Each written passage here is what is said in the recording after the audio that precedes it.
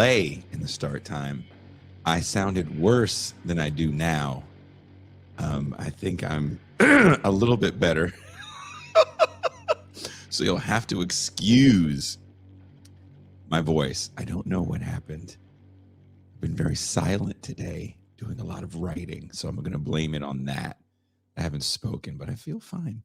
I am your host, Jason Miles, here for another episode of Beyond the Red Zone, our very own show dedicated to in-depth coverage of sports, or at least that's what we tell ourselves every time we do this show.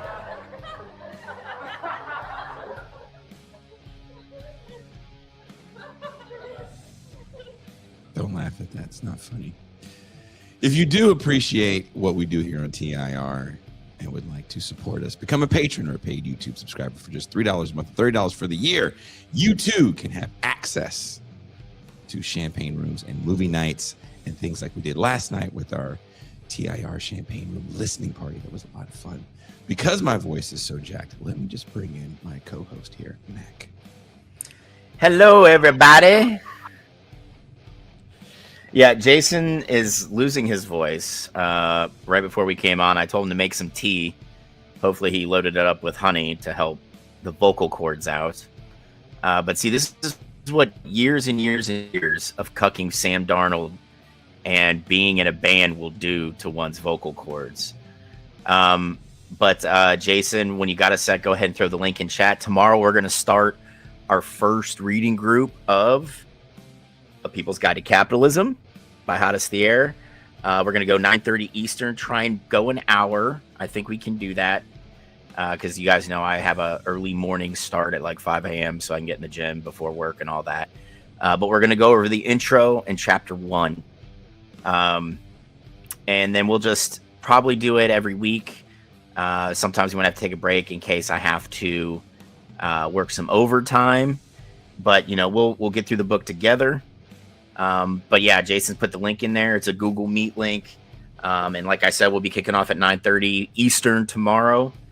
I hope everybody's ready for the polar vortex that is just beating the piss out of the South. Oh, are you getting rain right now? Dude, we're supposed to start getting it bad on Friday. But the temps are supposed to drop, so they're projecting snow. And that's why I told you I wasn't very happy, because the half marathon I'm running on the 31st is like a rain or shine event. But I guarantee you, if it snows in Charleston, South Carolina, they'll cancel that shit. That's fair. Who wants to run in the snow? I don't want to do shit in the snow. Like, I don't want to do anything in the snow. I do want to, because I was supposed to read this thing and my voice is going out. So I'll try to get through as much as I can without you telling me, please shut up. You sound like a old person dying. I'm tired of hearing the death rattle of a hipster. You sound like Miss Piggy after sucking Kermit's dick for 40 years. God. like I've been sucking on an ashtray for the last 45 years. Listen, Kermit, I'm tired of you pulling that little green thing out at me every Wednesday night. Is that right, Miss Piggy? Why don't you just light up another? A friend dropped a LeBron James story in a group chat that I'm in. And hopefully it's a better story than what came out today on ESPN, dude. Did he bang a Oh no, it was a whole expose on like the Buss family selling the Lakers. Uh-huh. And apparently right before, like in the year going into her selling, like Jeannie Buss agreeing to sell, she was like, I'm over LeBron shit. I wish he would just go away. He's an ungrateful shit. You know, we drafted his kid and he didn't say thank you enough, you know, that type of thing. I mean, is this kid still in the league? Yeah. He actually got 3 All-Star votes. I don't even know how to feel about that.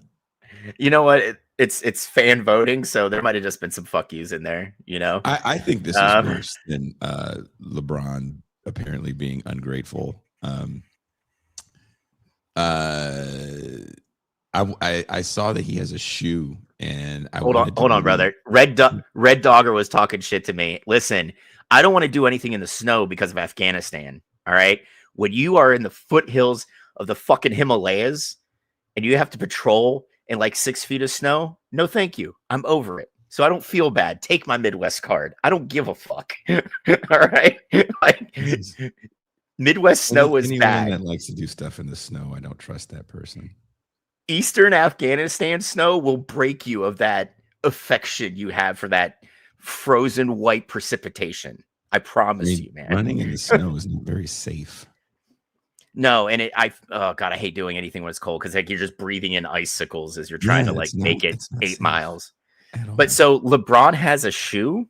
Okay, the Lakers didn't play on King's birthday, but the King James, released his Black History Month Martin Luther King Jr. sneakers, the Nike 23 Honor the King colorways. According to Kicks on SI, the teal colorway is inspired by the Lorraine Motel where Dr. King was assassinated in 1968. And, oh, wait, it gets better. Oh, awesome. And a 2008 game where LeBron dropped 51 on the Memphis Grizzlies. Did you hear what I just said? So let me pay tribute to the location where your life was ended. Yep. And in addition to in the we city, dropping 51 on the Grizzlies. On a day meant to honor the man who led the most transformative civil rights movement in modern U.S. history, LeBron dropped a shoe commemorating King's murder and reminded us he also cooked the Grizzlies once. Yep. That's not a tribute. That's ego dressed up as remembrance. It's Tyra Banks reenacting her Sports Illustrated cover during Black History Month. Did you know she was the first Black woman on the cover of the annual swimsuit issue? Yes, I do recall that. Did you know that I'm the first person living in Mexico with an English language podcast who doesn't give a big hot fuck? I mean, we can all have firsts. Yeah, man. I just wow, that is that's what Black History Month has become, a trivia night, a highlight reel of firsts, a branding exercise, a liberal morality play about resilience and American greatness, just the colored edition. MLK is flattened into a bootstrapping prophet. His radical politics scrubbed cleaned, repackaged as proof that America works as long as everyone suffers politely, together with capitals, boot still on their necks. Someone on Twitter tried to blame Nike, and they said, you're going to love this. This shows there aren't enough Black people in the room, or they aren't empowered enough to speak up. And my response was, nigga, please. We're coming for you, nigga. LeBron James has his own wing at Nike headquarters. Nothing with his name on it moves without his approval. The idea that this required white treachery is insulting. These dudes don't think of themselves as athletes. They think of themselves as brands. Mm-hmm. And brands don't have politics, just palettes.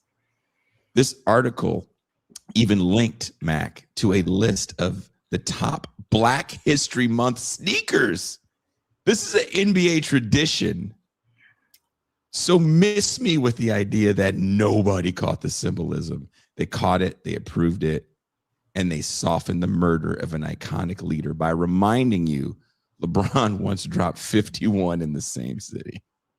So I guess the revolution was televised back in 2008 when LeBron dropped 51 for the culture. People. Yeah, I mean, nothing says I'm here to support my working class brothers and sisters quite like dropping a teal colored sneaker in remembrance of a man that you're $210. Yeah, I was going to say that you're probably charging over $200 for. $210 for adults. Yeah, that is wow. Just, you know what?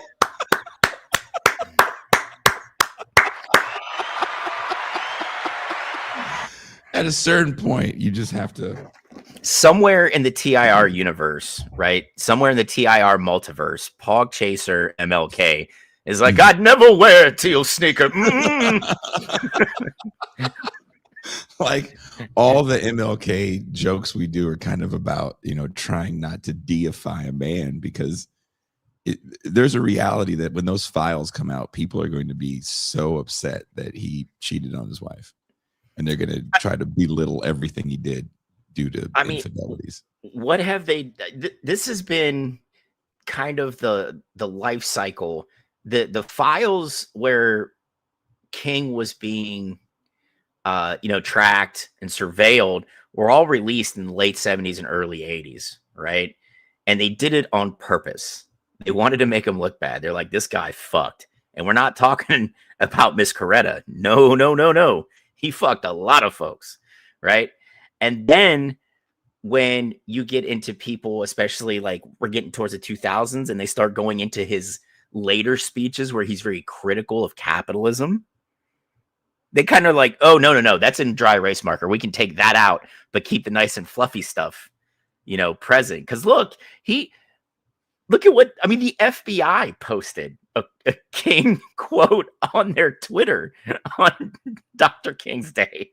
Like, the FBI of all organizations. Everybody's been able to use these people for whatever means they want, but now the conversation has kind of shifted that he did more harm, right? Indiana won the national championship, and in the process exposed the polite fiction of the student athlete mythology. After a reporter asked Carson Beck about going to class, the 6th-year senior casually replied that he graduated 2 years ago. Yes, but in Carson's defense, he was in grad classes. He got a year of grad school knocked out. So when he made that, I thought it was funny because I was like, well, at least the veneer's off. But like by NCAA rules, you have to be enrolled in order to compete in a sport. You don't have to be enrolled at the end of a season. You have to be enrolled at the beginning. His semester was already over. Like, I think it ended in December. So like he ain't kidding. And going to grad school is a whole lot different. There's people in chat that can attest to this. Yeah, but he's not very different. Grad school. Like, well, dude, he grad school.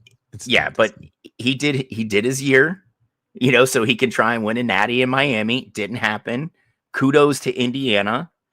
I think this is I think every coach or every coordinator that will be a coach is like, son of a bitch, fuck you, Cignetti, you can kiss my ass. And here's the why. Because every athletic director is going to be like, look what Cignetti did in Indiana. I thought they only played basketball there, and he won a fucking natty in football. I expect that in 2 years. And every new coach going into a program is going to be expected to do that. He had 47 players between Indiana has 47 players between 22 and 25 years old. Those aren't kids. Those are grown-ass men. Yeah, and let's face it, Cignetti is an older guy who finally got a crack at the big time, and he leaned into NIL. He leaned into it. And let's face it, even though Indiana is dumping a ton of resources into the football program, I'm going to tell you right now, Indiana's NIL fund is probably half of what Miami's is. It's probably half of Ohio State's, half of Bama's. But what he did, and I don't think anybody can argue this, right? He took guys that weren't highly recruited, right? Brought a lot of guys that were like 3 stars coming out of high school from, oh my gosh, James Madison over with him, right? And he put his players in the best position to succeed. Their offense did not look good in the national championship game. I watched that from start to finish. Neither offense looked really great in the first half.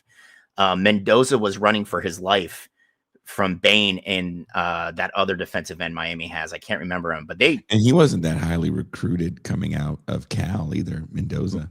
No, he wasn't. But I mean, why not go to a program that's going to play to your strengths? Mendoza can move with the ball, right? He's pretty accurate.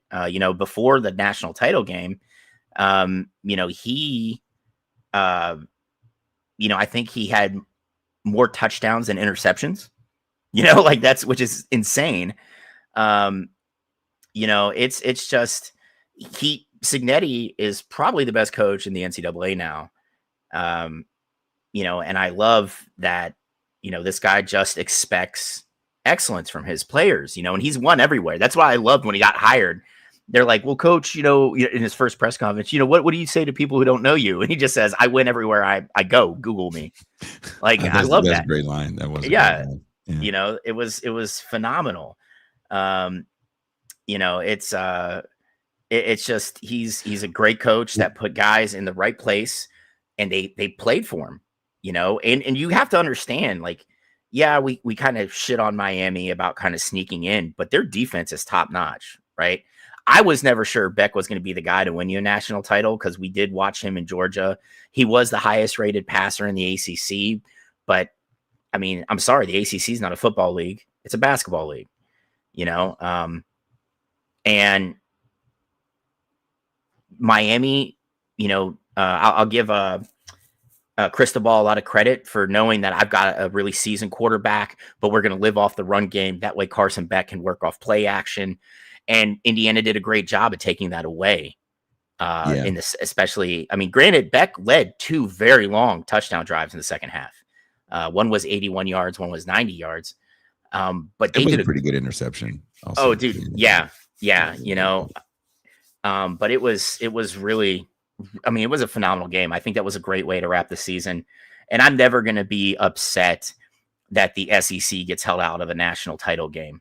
So that made me kind of happy. That was actually kind of crazy, and to see Miami back in the big game. But Mac, once upon a time, players when they were between 22 and 25 coming out were deemed too old for the NFL. And now they're seasoned commodities. We're gonna see more Brandon Whedons. Yeah, seasoned commodities, fully cooked products entering the league with thousands of snaps. Mm-hmm. So what exactly is college football now when the players don't even belong to the schools? What I loved about college football used to be regional styles, the wing T option versus a pro style juggernaut. Scheme is culture. That's pretty much gone. Everyone runs spread, variations, air raid concepts, and lives on the hash marks. But Indiana winning it all sounds insane. Fernando Mendoza keeps winning. Signetti has cracked the NIL code for now. Mm-hmm. And here we are. Congratulations to the 2026 national champion. Say it with me, Mac. Indiana. The Hoosiers. I mean, and now it's kind of nuts, man. When you think about it, the Indiana Hoosiers, the losingest program in NCAA history, is the national champions. Now we have to talk about something that I'm not very thrilled about. The NFL. In the AFC, it's the Patriots and Broncos again. 10 years ago, Denver beat New England and rode a historically violent defense to a Super Bowl. Can they do it again? Hard to say, since Bo Nix broke his ankle late in overtime against Buffalo. That game was chaotic. Josh Allen fumbled 3 times, lost 2, threw 2 picks, and somehow remains the league's golden child. Yes, the Chiefs are great. So were the 70s Raiders, Steelers, Dolphins, and even the Oilers had moments. It's hard to win in this league. And in a mild defense of Allen, he's come up against some of the greatest games Patrick Mahomes and Taylor Kelsey have ever had. This is what kind of kills me. Like, I know you're going in like the opener, but as soon as that game's over, what happens? The Bills fire their head coach. That was ridiculous and uncalled for. But what happens today? The owner of the team comes in and starts talking shit about him. Yep. Right? So when he gets fired, right? The Bills head coach gets fired. You're thinking this is a plum job. This is right up there with Baltimore as the top job available. Bro, how many guys are going to look at that and go, yeah, I've got Josh Allen. There's some pieces on there. We just got to figure out a way to get him over the hump. But do I really want to go coach for a team where if I so much as fart in the wind wrong, the owner's going to come down from the box and just talk shit about me? I mean, how many playoffs was Buffalo going to before Allen and McDermott got there? Or McDermott got there? I mean, McDermott was there 9 years, and I think he made the playoffs in his 3rd season, right? So McDermott did a good job of building this team up. See, for me, I don't know how you keep the GM and fire the head coach, because the general manager has not done a good job of giving Josh Allen enough weapons to be successful. Like Derwin Cook has really turned it on lately. I love him, but if you're expecting, especially the way this game is now, and especially the way defenses are now, are we going back to 400 carries a season for Cook? I wouldn't, because you're just They gonna, had the number 1 rushing attack yeah, in the league, I think, you and they know, have a pretty good offensive line. So, I mean, Josh Allen is kind of in a tradition of Buffalo Bills postseason choke jobs. yeah, and on top of that, I think they just load too much on him, right? They expect him to be Superman every game. You can't have someone be Superman every game. There were games Tom Brady did not play well, and the running game stepped up, the defense stepped up. You know what I mean? Like you can't expect excellence week in, week out in this league, because these guys get just beaten on. And it's the fact that you want to keep loading, your chances of success on one guy. I don't know, man. Yeah, dude, I agree with you, Red. I really do. Like McDermott, maybe it's just like with Harbaugh, and you guys can back me up. I said this 2 years ago. I didn't think Harbaugh was the guy to get the Ravens over, the title hump. Their coaches have a finite time, on a sidelines for a team before it's, they players tune you out. I mean, he did get him over the title hump in 2012. Yeah, I mean, but that was this is a what can you do for me lately league, and that's 13 years ago. Yeah, I mean, a lot of those guys are gone, right? That's still Ed Reed. I think Ray Lewis was on that team still. I think so too. Yeah, so like it was a different team. Yeah, and it's okay, to want to switch things up.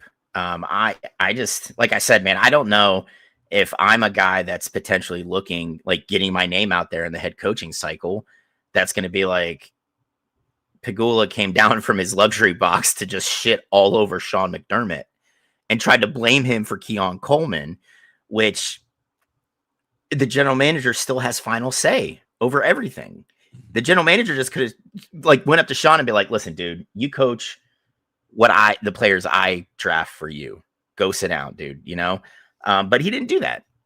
He didn't do that. So, well, Josh Allen is angry. I don't know if you saw that. So there's rumors that he might want out of Buffalo. So in my sadistic mind, and I know everything is a gambling opportunity, so put money on Josh Allen to the Raiders for their number 1s for the next 2 years.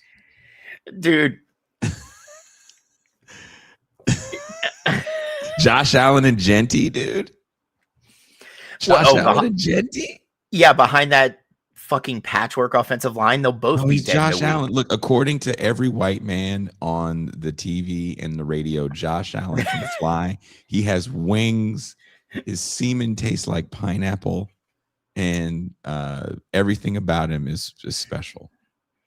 I mean, I heard Mrs. Darnold said your semen tastes pretty good too. So, I mean, I'm wondering what you did to her to get Darnold to play as well as he did. Well, it's not Josh Allen level, apparently. But look, none of this matters. Denver's in the AFC Championship without Bo Nix, and can Jarrett Stidham pull off a miracle? I don't think so, but if he does, it's instantly legendary. The Rams beat the Bears and became the villains. Caleb Williams, in just his 2nd season, is already operating on a different plane. His game-tying touchdown, drifting back 20-plus yards, pressure in his face, was the greatest football play I've ever seen on a field, not on Madden, ever. No one's ever done anything like that in anything. Chicago lost, but they found their quarterback. And while the final interception will haunt the box score, DJ Moore quitting on a route that cost them late in overtime with the chance to put it away. Meanwhile, Sam Darnold and the Seahawks dismantled the 49ers. No touchdowns allowed. No answers from Purdy or McCaffrey. If Darnold wins this weekend, he'll be the first USC quarterback to start a Super Bowl, capping a season where he was supposedly just a placeholder, a gap QB, dead man walking. So what happens next? Does Stafford keep cooking? Does Darnold finish the fairy tale? Does Stidham do the unthinkable? I don't know. But what about your Patriots, Mac? Well, Drake Maye has to clean up his game quite a bit. A lot of turnovers in that game. But I like how the Pats stuck to the run to kind of take some of the pressure off. And I'm going to tell you right now, I'm very surprised at Maye's pocket presence and how well that he is able to kind of sense pressure, roll away from it, or, he scrambles for positive yards. So I like the Pats' chances. It's going to be rough against the Denver defense. Hey, Charles Ghost, did he win?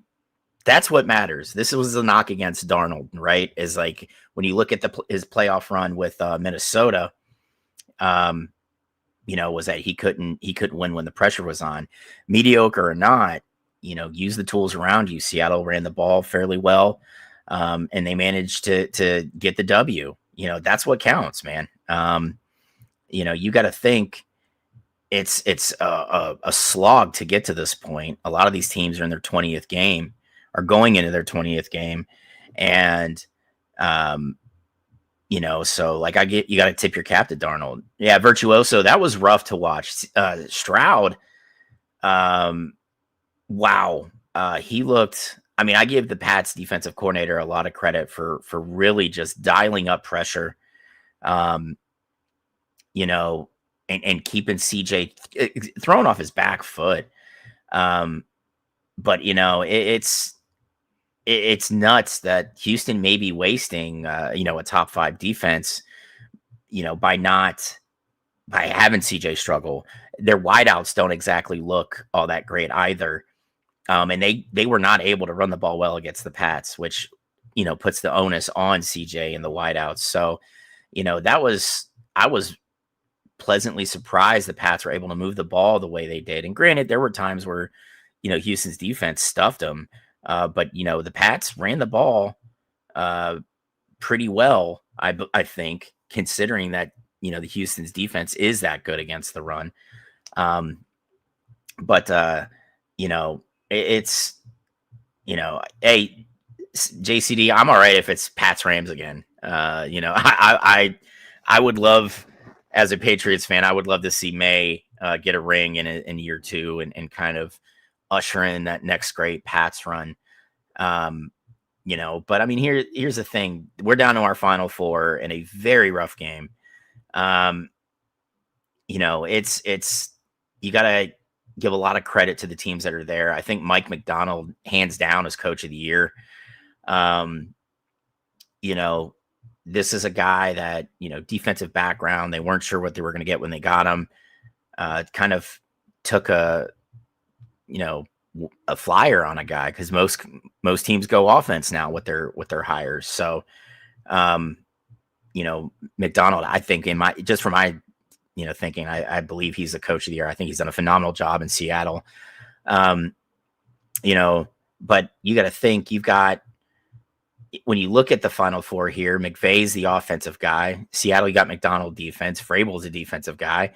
And then you got Sean Payton. So you've got a little, half of them are kind of lean on their defenses, and the other half are more offensively minded teams. So I think the championship weekend is going to be very interesting. And Newry, if you ain't cheating, you ain't trying. Okay. So you can sit here and hate all you want, Newry. I don't give a shit. Championship weekend is going to be really good. I don't know what to expect with the Bo Nix injury. Really kind of throws everything into this weird but like kind of like college. These are not the teams we expected to see. Yeah, and Stidham has been there a while, and there's a reason. He's kind of been trusted as a number 2 guy. Yeah. And we've said it a million times here. The days of you just having your starter and just having like a backup, those days are over. You have to have a backup that can run the offense and do it well and do it for long stretches, right? Always, it's a weird kind of phrase, but it's better to need it and not have it. And then, so like Stidham, I think he knows the offense. You're not going to get the mobility that Knicks has. Apparently I didn't know this, and maybe you knew this. Stidham was one of the top dual threat quarterbacks coming out of high school. And, they say he's not, I feel like we look at white people, they're not that fast, right? Bo Nix, he's not that fast. I mean, does he have escapability? Yeah, that for me, it's not like being fast so much. Like, would it be nice for a guy to get outside and bust off a big run? Sure, yeah. But like I was just saying before you came back, Jason, like I like Maye's pocket presence, right? Like he knows when to roll out and take off and pick up 3 or 4 yards if he needs to. I'm okay with 3 or 4 yards, right? Cycle your offense, man. It's better to pick up short chunks than it is to be at 3rd and 9, like every quarterback in these games, except for Matt Stafford, has legit mobility. Yeah. And Sam Darnold has legit mobility. Darnold or Stafford, that guy, he's drinking from the fountain of youth, man. His body's got to be like held together with duct tape and like chewed bubble gum. He's not as old as everybody wants him to be. He's 40. Yeah, but he also has played in the NFL for how long? Less than Aaron Rodgers. He's taken beatings that you and I haven't. Yeah, Aaron Rodgers is also, he's in his 40s and he's playing at a pretty good level. These guys are made a little different right now. Yes. And I would love to be 30 some years old. Think about the way you're working out now in your mid 40s. Yeah. If you were hitting it like that in your mid 30s. I know man. You were in service in your 20s. Yeah, and early 30s, but yeah, it's just knowing now, like if I was able to like rewind and go back to my 30-year-old body, dude, I'd have a 6-pack. You'd be jacked as shit. So dude, look, I'd be running around with my dick out all the time. It's just look how jacked I am. I couldn't look. Can we just admit this? The Rams Bears game, which I didn't know what to expect with that game. Caleb Williams, I feel for that kid, but I've never seen in a professional football game a loss and a city be so excited about what they saw in that loss that they weren't totally dejected. They were just kind of let down. I feel like the Bears fans were like, we're just happy to be here because it's been a while. Dude, you want to hear something crazy? So after I watched the game with Ben Burgess in a bar here in Mexico. And so everybody's got some crazy satellite. And so I walked to my car. He had left. And I stopped and got food at this place by the beach. And they were playing the post game, but they had the game from a Chicago station. So I actually watched Chicago sports news after the game. And they were doing man on the street stuff. Yeah. And everybody was saying the same thing. It was actually kind of funny. They were like, hey, Ben, you got to kick a field goal. Go Bears. We'll get him next year. Everybody said the same thing. Got to kick a field goal, man. Quit going for it on 4th down. We'll see you next year. Go Bears. No one was like, fuck Caleb Williams. He lost. I mean, I'm sure someone was like that, but. Oh, yeah. And he's probably the guy that started drinking at noon. Like that's the guy. He was calling him an N-word before the opening. Yeah. It's analytics have a huge like part of the game now, right? That's the sad part. Analytics has infected every one of our sports that we love. Exactly. Baseball, I can kind of put up with it. But like that kind is doing a lot of heavy lifting for you too. Yeah. But in football now, it's they look at the analytics part and they're like, fuck it, 40% chance of success, let's go. 4th and 3, come on, let's go. But there was a dropped touchdown pass early in that game. The drops, I was screaming about the drops in the bar, and I don't know if you really noticed it. He had floated a pass to Moore, I think it was, and he dropped it. Or no, Loveland dropped a pass on that final drive. And dude, I don't know what he said. I'm going to tell you right now, in that kind of weather, catching a football is miserable, even with gloves, because it's like trying to catch a cinder block. Oh, I think that's why he was trying to float him there. Yeah. And then he just said, fuck it. And he just started whizzing these passes into their chests. Did you notice that? Like towards the end of the drive. Yeah. He's like, okay, if you don't catch it, it's going to be embedded in your sternum. And he's just whizzing dimes, like, yak. And at that last play, when there's nothing better. I think I've watched every angle of that throw. And the best angle I've seen, there's two that I really love. Watch Matt Stafford's face and watch the whole sideline. Well, dude, the Rams. I thought was even better than the throw was how Kmet worked to the back of the end zone where there was no coverage. And that man started on the complete opposite side of the field. That's where his route took him, right? And he just worked to the back of the end zone. And, Caleb getting the ball there over top, because that Rams defender noticed that the ball's in the air and he's like, oh, fuck. He kind of turns around and try and get to Kmet.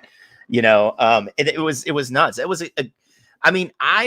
I really enjoyed the divisional round. I thought all the games, with the exception of Seattle, San Francisco, obviously, were pretty good. And I don't think we have a bad Final Four. I don't. These might be the best last four teams in the NFL. You really can't say, oh, well, we really should have had, so and so got hosed. No, man, Seattle dominated people. And when they didn't, that game against the Rams, that Sam Darnold had one of his, I think he had his best game, throwing two big interceptions like that, and then coming back and throwing two big touchdown passes the way he did. Yeah. I mean, and the thing is, it's like, I don't know what happened with San Francisco. Shanahan typically has very well prepared teams, and they did not look prepared at all. And this leads me into eating my crow. Remember last week I said Saleh would get interviews, but he wouldn't get hired. The man is now the head coach at Tennessee. Is there a desperate? I want to ask you about this. I guess switching gears now. There's a lot of coaching vacancies and some surprising vacancies. I don't think any one of us saw the Baltimore job opening up, and we definitely didn't see the Buffalo job opening up.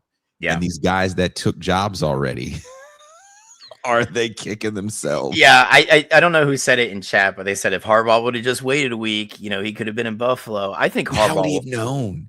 No one knew that was going to happen. And I honestly think the Giants' job is good for Harbaugh, right? I think it's a good gig.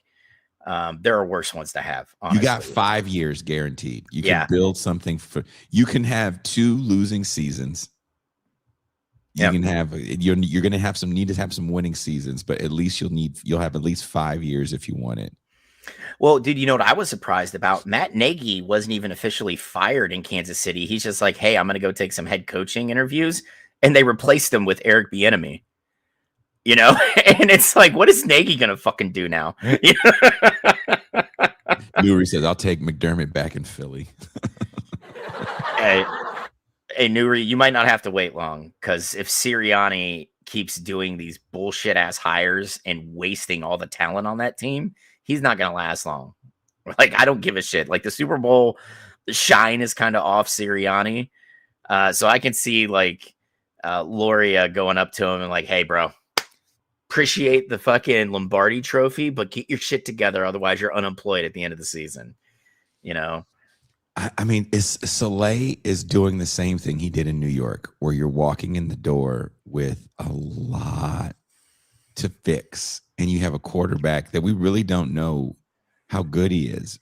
Because I want to go back to the college conversation with Cignetti and Cam Ward. Cam Ward is the poster child of what you can do in this new college environment. That being said, is he, in your assessment of his rookie season, it's hard to assess someone in their rookie season totally. I think he's got some real deal weapons on offense in Tennessee. Is he the starter for the foreseeable future for the Titans, or do you think they'll be looking for a new quarterback in 5 years? I don't think that you could go into a new hire with a new general manager or VP of football operations, whatever they're calling the main dude in Tennessee, right? I don't think that you can sit there and be like, hey, you know, Cam, you got 3 more years and we got to make a decision. You can't burn capital like that. Like, case in point, the Browns are learning that the hard way, are they not? Right? Yeah. You know, do not try and sit here and say, well, Cam, you know, you kind of played like you did in college. You know, you have this cannon for an arm, but you threw interceptions trying to make plays happen. Well, he kind of had to. He played on a shit team with no offensive line in front of him, right? So if Tennessee's GM wants to really give him success, you invest heavily in the lines, period. I mean, that's fair reclaim. The Browns are always learning everything the hard way. You are not kidding. You know, but like, Soleil's he's a defensive whisperer. I was just kind of surprised because, you know, his last head coaching gig, like you said, was with the Jets, and that was a rebuilding process. And the Jets, I mean, granted, it's New York. You're not going to have as much leeway in New York as you are in other spots. So I think maybe Tennessee's a good spot for him to land, because there's going to be, granted, they fired Callahan after a year. Mm-hmm. But I think Callahan was way overmatched. I don't think he was ready to be a head coach. I'm going to be honest. Like, if we're talking like from the grounds up rebuilds, I don't want a first time head coach, right? I want a guy who's kind of done it before, has some experience. I think Soleil this time around needs to really, really, really don't hire the next big thing as your coordinator. Just go out and get a proven guy, right? You're starting from scratch on a team, talent-wise, that's starting from scratch. So bring in a lot of experience to help you out, lighten your load, right? I think we need to stop, you know, like NFL, especially in the NFL, you get a lot of retreads, you know, like case in point, the enemy back to Kansas City, right? But there's something to that when you're talking about rebuilding a team from the studs up. You know what I mean? Like that, you want that kind of experience. Maybe we're not the best play callers, but at least they can build a scheme that guys can get comfortable with. Yeah, get comfortable with. And instead of winning 3 games, you're winning 7, right? And then once you get that ball rolling, maybe you can go out and get like the next hot thing at offensive or defensive coordinator, whatever the case is. You know, but for me, it's just, you know, be smart. And that's what franchises like Tennessee, Cleveland, the Jets, they don't do anything smart. No, they don't.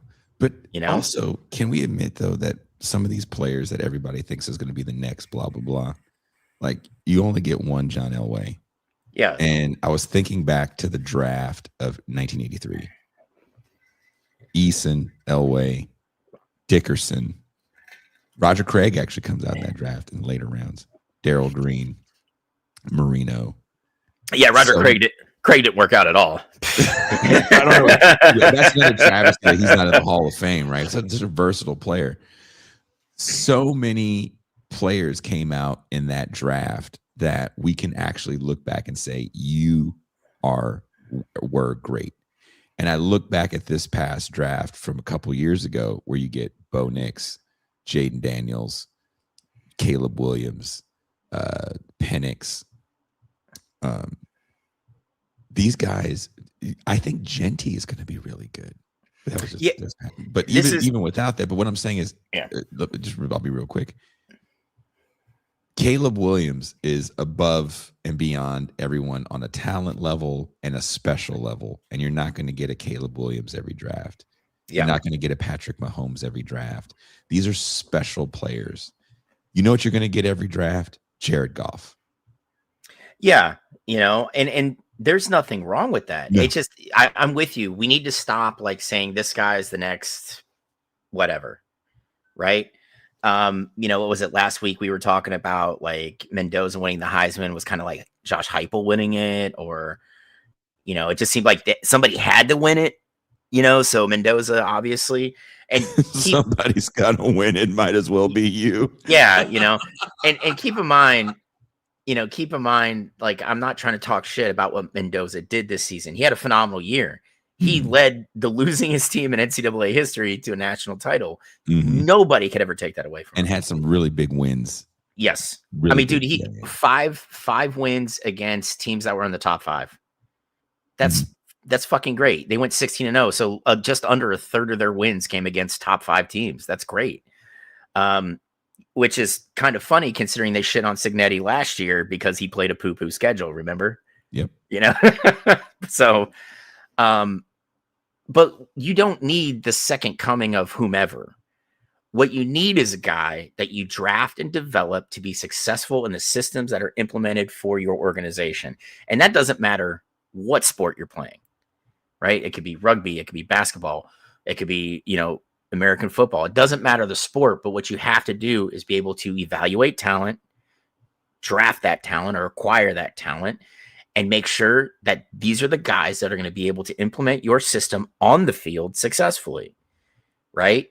We have especially in the NFL, since that we're talking about, there is a long history of trying to cram square pegs into round holes, and it derails a kid's career.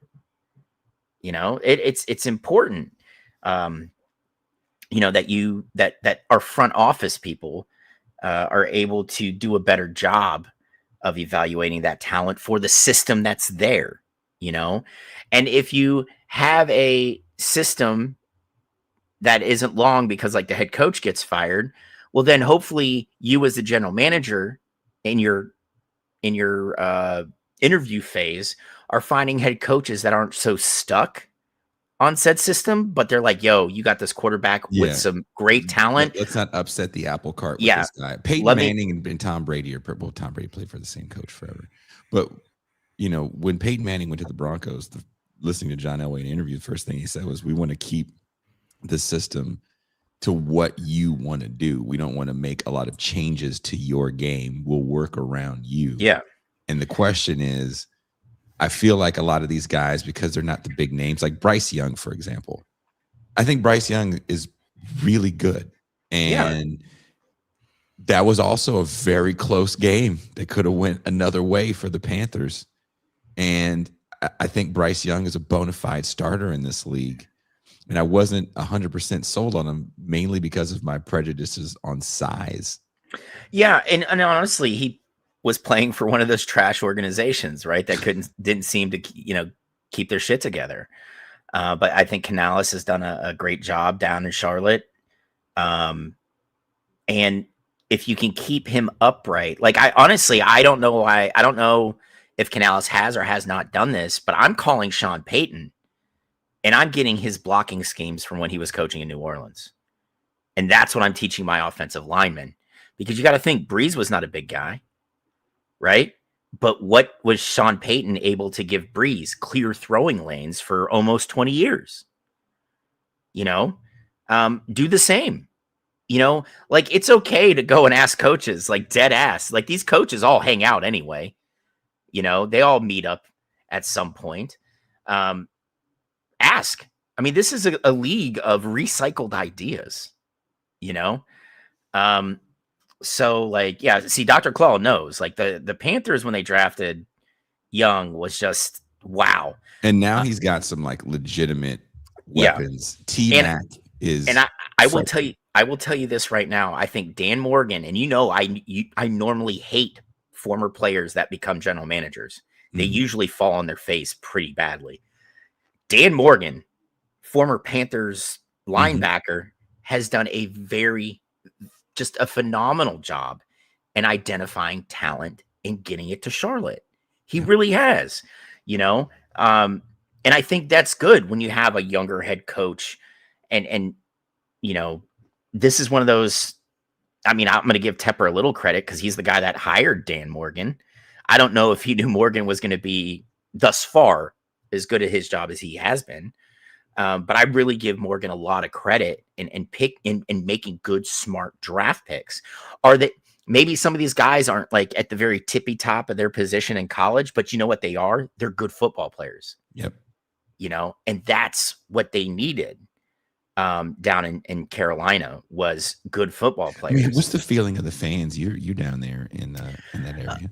Well, dude, you have some like hardcore Panthers fans. You really do down here, right? But then you have the guys that got spoiled like early on in the Panthers history, but they adopted Pantherhood after they were already like Washington fans or Falcons fans.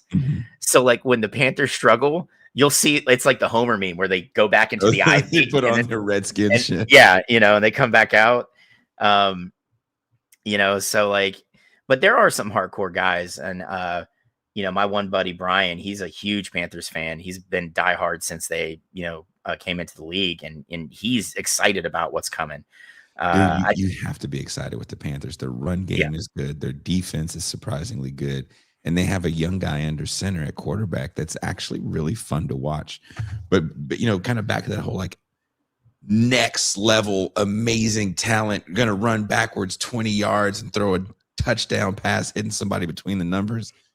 That guy doesn't exist on every team. He doesn't come out every year. That's a once in a blue moon fella. And he may never win a Super Bowl. And if that's how you judge greatness, then Dan Marino's trash. Jim Kelly's trash. There's only like 40 quarterbacks that are really good then to you, because everybody else is just garbage. And Bart Starr is the greatest quarterback of all time. Bart Starr. See how stupid you sound when you listen. We already know who the greatest quarterback ever was, and that's George Blanda. All right, that guy won 8 titles or 10 or something like that before the Super Bowl era. Yeah. He played. I don't think he had a leather helmet, but he definitely had the single bar shit. Oh yeah. You know, but I mean, you don't need these like once in a lifetime players at a lot of positions. You just need good football players on the field that make your team better, right? Like, and that's why, they need to retire, keep pounding if they go back to losing. For a long time down here, you'd see him on Twitter. That was like, it was hashtag keep sucking. You know, that was no. Pounding. Just got to keep pounding. What? Yeah. What am I pounding? My meat. You know.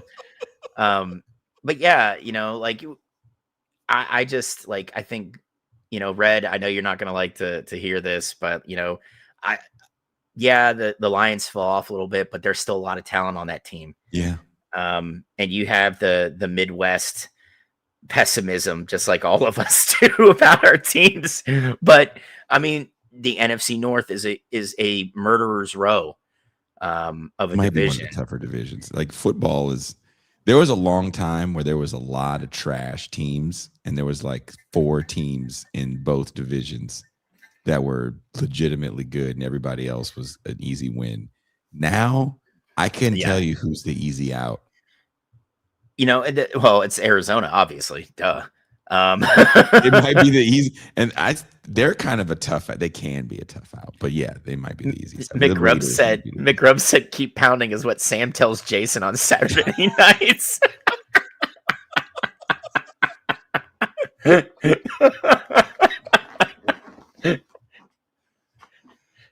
He's just over in the corner. Come on, Jason, keep pounding. Imagine you mimed the spit in the hand. He's a professional athlete. He has lubricant. Listen, we're frugal here, Jason. It's spit, okay? My body makes that.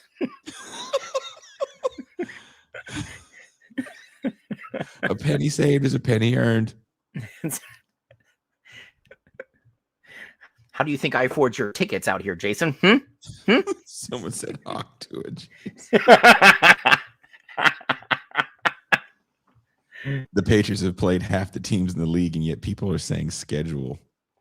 Well, dude, I mean, I don't buy that either. It's a tough schedule. You got to play grown ass men. This ain't, you're gonna have a day off because you're playing Yeah, you're not playing. Tech State A&M. Yeah, it's Southwest Missouri State University. Like, and for any Southwest Missouri alums out there, I'm sorry, I'm not trying to bag on your team, but now we're gonna get that guy. You're drinking cum. Yeah, he's gonna pop up in chat, just losing his mind. I'm like, whoa! I just heard somebody say something about Notre Dame and drinking a cum. What? What's wrong with you, sir? You okay? I mean, yeah, Red, you're right. I mean, Campbell. I think Campbell's a good head coach. The thing is, you're gonna have an off year when you've got, a team on the up like the Bears. You just lost your offensive coordinator, who was, I mean, it's obvious Ben Johnson might be one of the best play callers in the league. But just give him time. Give him time. I just think that there's way too much talent on the Lions, and they need to shore up that defensive backfield as well. I think that was another thing that kind of bit the Lions in the ass this year, was the defensive backfield. That wasn't what I would call a good unit as a position group. So hopefully the Detroit front office can address that in the draft. There's going to be a good year. We're seeing a lot of guys, where their deals are coming to an end, so they'll be available in free agency. So like, just wait until March before you get the Midwestern pessimism hat on. But if it's not fixed in March, definitely go into the season with that firmly ensconced on your head. But yeah, and I don't blame you. Next year, then get the pitchfork out. I'm with you. I've had my pitchforks out for the guards for the last 3 years because I don't understand how Dolan, we can keep winning the Central. We can still develop great pitching, but he won't even spend $3 to get us a stout right-handed bat for one of the corner outfield positions. I don't understand that. But then again, what do I know? I'm just an asshole that talks on the internet. What do I think about the Giants getting Harbaugh, since you thought his time was up in Baltimore? I think that's a good hire. He's a great organizational guy. He typically surrounds himself with really good football guys. And for a team as young as the Giants, that's what you want. Isn't it, Tony? Like, you want guys that can coach up the young kids to put them on the ramp to success. And let's face it, Harbaugh has been successful. People be like, oh, he's only won one Super Bowl, blah, blah, blah, blah, blah. Who gives a shit? The man's got almost 200 wins in the NFL. That is something. That is a feat. 80% of the coaches that I've ever coached in the NFL can't say that. So, I think it's a great hire on the Giants. I think they need to step out of the way and continue to draft guys at the important positions, offensive line, like Red was talking about, you have to shore that up. If you've got a young quarterback, give him time to thrive, give him time to throw the ball to these wideouts that they're drafting. And you got to think they've got, who's that young wideout for the Giants? His name's escaping me. He's another LSU guy. Scatabo will be coming back. They've got playmakers on offense and they've got some guys on defense. It's just getting the right guy in there to kind of harness all that. Oh yeah, Red, I agree. What they're doing with Scooble is crazy to me. And I'm shocked because, remember, Ilitch is the guy that spent a lot of money to make sure the Red Wings, were a force in the NHL, and he spent a lot of money before the implementation of the salary cap. And now he won't spend a dime on, the Tigers, who there's some really good young players on the Tigers. I don't understand why you wouldn't. Well, Jezebel, this is the thing, man. The Pats, as a Pats fan, I can honestly say this, right? That run that started when Bledsoe got hurt, and ended with Brady's last year in New England. You're never going to see another run like that. That was just a culmination of, the stars aligned just right. Rule changes and stuff too. Yeah. And on top of that, this is Belichick at the top of his game. Nobody schemed a defense better than he did. Right. You couldn't say Belichick ran a 3-4. He kind of did, but he was also one of the first guys to drop fucking, do 3 down linemen with 6 defensive backs, right? Like he ran all kinds of wazoo defensive schemes for a lot of years. And you get a guy like Brady, who at the beginning of his career, he was not a gunner. He had those probably Corey Dillon's 3 best years in the NFL. A lot of hard-nosed running football those first 3 or 4 years. And then they opened it up and he became, the Brady that you either love or hate. But it is, I lucked out as a Pats fan, but I also sat through a lot of very shitty Patriots football. So I'm not gonna apologize for the Pats having that run. But it is what it is, man. Red Scooble, I feel like Illich, with him non-tendering or not offering the arbitration amount, Scooble will settle. He'll be moved by the trade deadline, and he'll probably end up, let's face it, he's going to be a Yankee or a Dodger. That's the way things are looking, unless somebody throws out a very wazoo trade offer.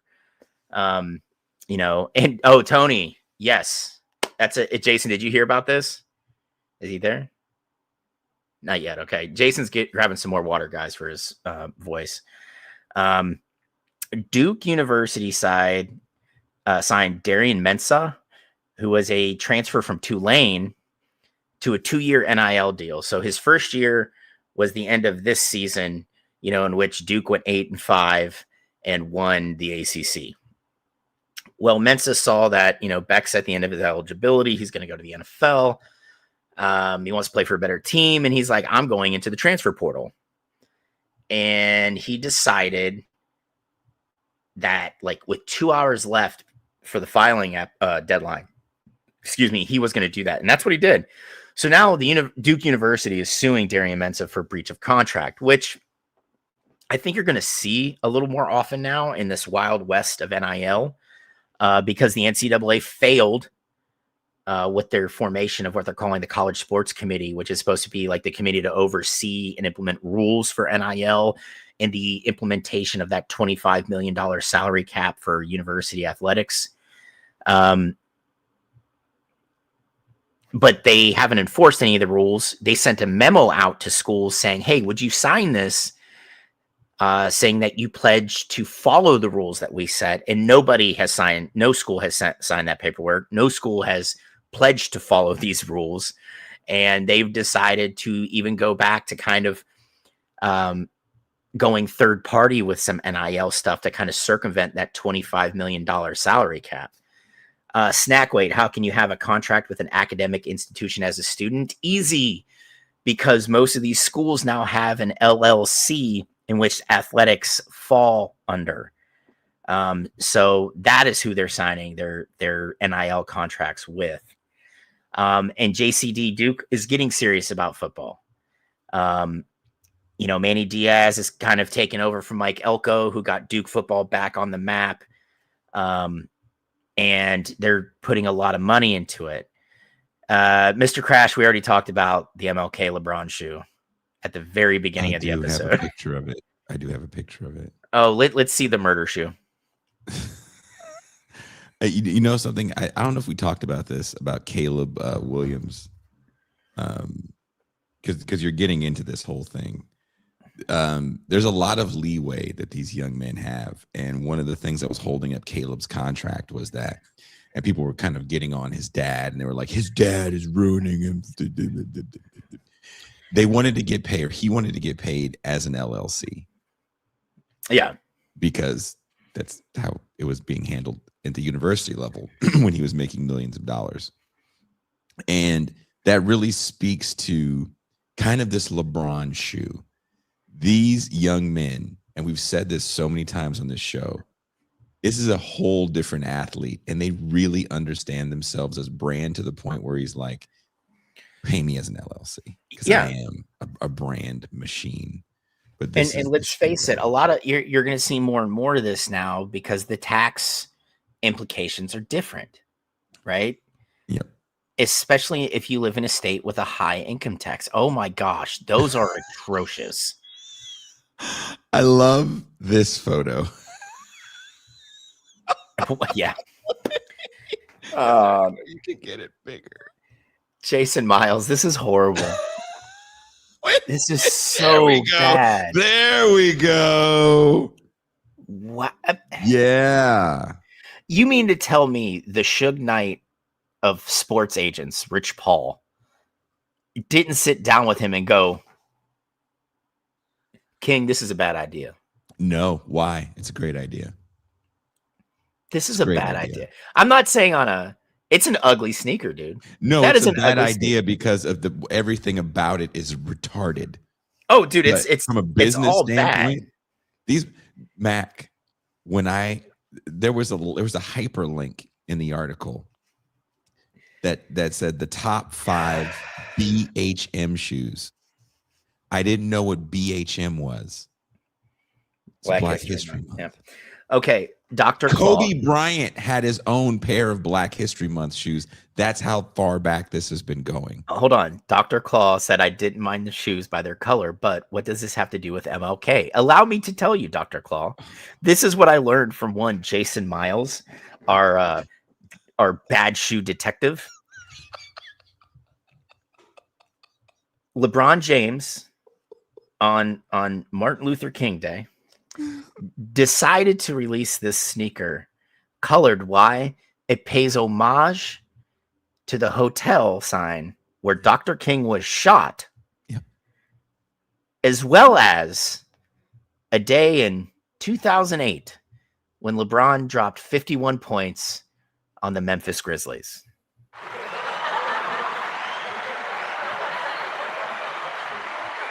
Got him. Take There you that, go. white supremacy. Yeah, that's what it has to do with MLK, I guess. And a black person, kind of a well-to-do Twitter name, said that there weren't enough black people in the room at Nike, Dr. Claw.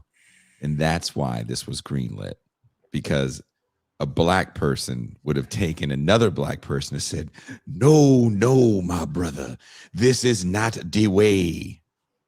Yeah. I mean, when I hear stuff like that, and granted, I'm just a white dude in my mid-40s, I immediately think Nike has a whole part of the business set aside for a brand called Jumpman based off of somebody's likeness who happens to be black as well.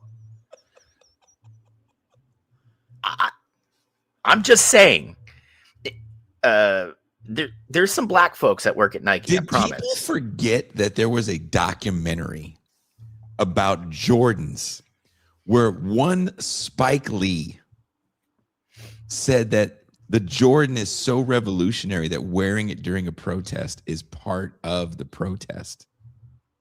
Did we forget that? I didn't forget that. Jason didn't forget. You would. Yeah. I just, there's nothing for me that's revolutionary about a sneaker. Do I enjoy my Wu-Tang dunks that I finally got? Yes, I really do. I do enjoy them. I couldn't get them when they were initially released because they only made 36 pair. But they re-released them on my birthday last year. Specials, didn't you? No. They re-released them last year on my birthday. I didn't get them on my 43rd birthday. So this year I was able to get a pair at Christmas. It was my gift to myself. I've worn them 3 times. They're phenomenal. Mm-hmm. I love them. But do I feel revolutionary when I wear them? Absolutely not. What I feel is if I go to a protest in my Nike Dunks, they're going to get scuffed up and I will cry. So they stay at home during the protest and I wear a nice and scuffed up and durable boot. But just in case you want to get the Chinatown specials, I do have this Darth Vader Avengers that I got at the Mexican flea market. Oh, I saw it on Instagram. Your back adjacent lineup. I loved it. And when I saw that, I almost died. I'm like, I didn't realize Vader was a member. He is, according to the box, Mac, The alliance leader of the Avengers. Oh, just so in case you didn't know, this Darth Vader. Okay. It is. So if you need some Wu-Tang dunks, I can find you some Wu-Tang dunks. I can find you a bunch of Ice Cube shirts where he's wearing Oakland hats. I can find you all kind of shit that doesn't make any sense. I can find you Shaq on a pair of Nikes. I can find you some Timberland Adidas. I only wear Reebok. I should be on Nikes.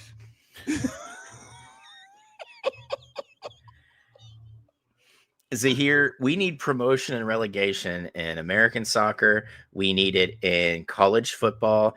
We just need it. I think promotion, relegation, with the way they're bitching about college football now, where they say the regular season doesn't mean anything. It would if there was promotion, relegation. If you knew your team was getting knocked down to the FCS, you're going to play with a little more fire under your asses. This Fascist goths buy boots too, Doc Martens founder. Remember that Michael Jordan said Republicans buy shoes too? Do you remember that? Yes, I do recall that. Is there a Soviet Superman there? Believe it or not, that was an Elseworld story by DC called Superman Red Sun, where he was raised in the Soviet Union. It was phenomenal. You can watch it on Amazon, by the way. Yes, they do have an animated version as well. I like the way you said that with such authority. Well, I am a comic book nerd, so that makes sense. But you just there was beyond comic book nerd. That was like authority. Like Superman fucking authority. Like if I ever have another Superman question, anything, I'm going to you. Well, I mean, I'm not a big Superman fan, but I did enjoy that story because it was phenomenally illustrated, phenomenally written. And I like the Elseworld story, like especially instead of landing in Kansas, Superman landed right outside of Moscow. So it was fucking great.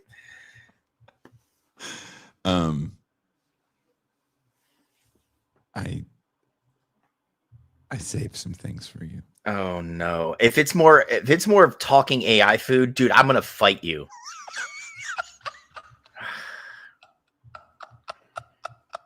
Everybody, he has been sending me.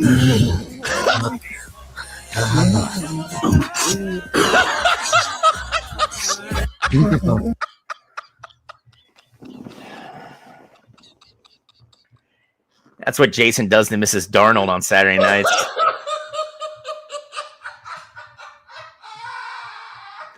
Bad Lefty, he sends me this shit all the time now. Like I kind of miss the Prison Connect stuff because it's all this AI food like nonsense.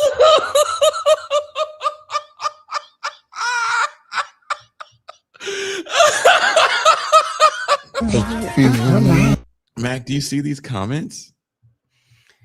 Do you see these angry comments? This is it. Well, because AI sucks, you know, but oh god damn it, Jason. Wait, you've sent me so many. That's Zach Wild. Trying to be too wet. 100% out.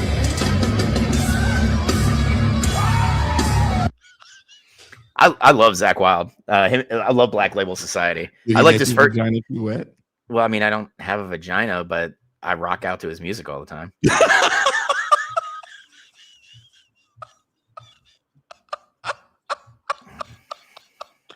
Man.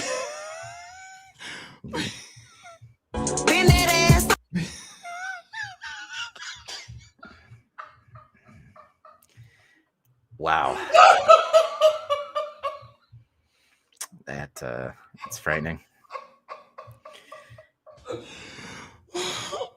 Yeah, Virtuoso. I'm trying to get tickets to see Black Label Society, but the cheapest ones I found are like $150, and I can't do that.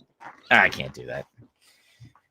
Dr. Claus says that the same video it was. Yeah.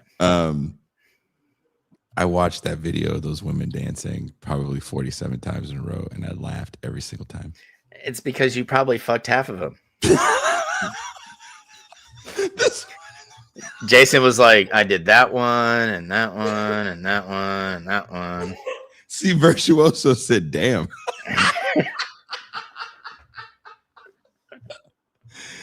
He would be, Mac is lying to y'all. He would be breaking down the doors to get into this function. Oh, no. Does that look like the bar that you frequent? Oh, no. It's too well lit. I need it dim so people can't see all this. I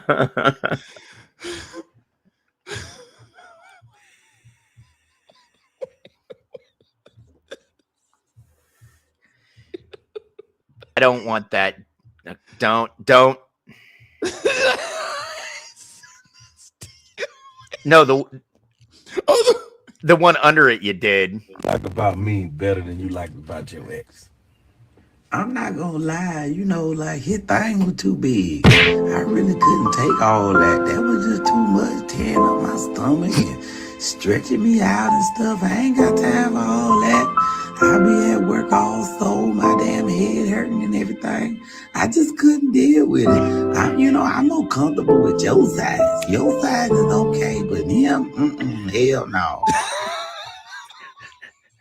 Harkening back to last week.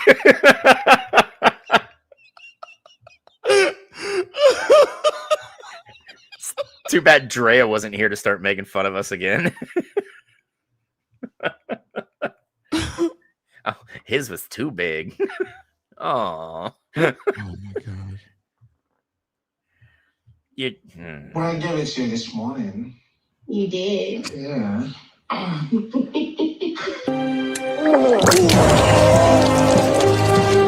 You want me to be honest? You're a little bigger than I expected. Really? So it was a little painful at first. See, this is all you have to do to someone. Just lie like this.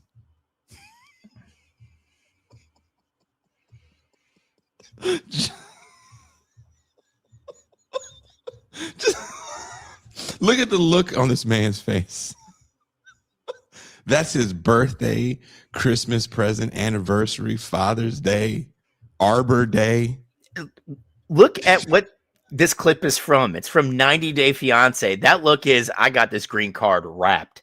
That's what that is. That's what that look is. Connor said, I'm so happy getting lied to. Just lie to me. He don't care. He knows I'm going stateside. I'm good.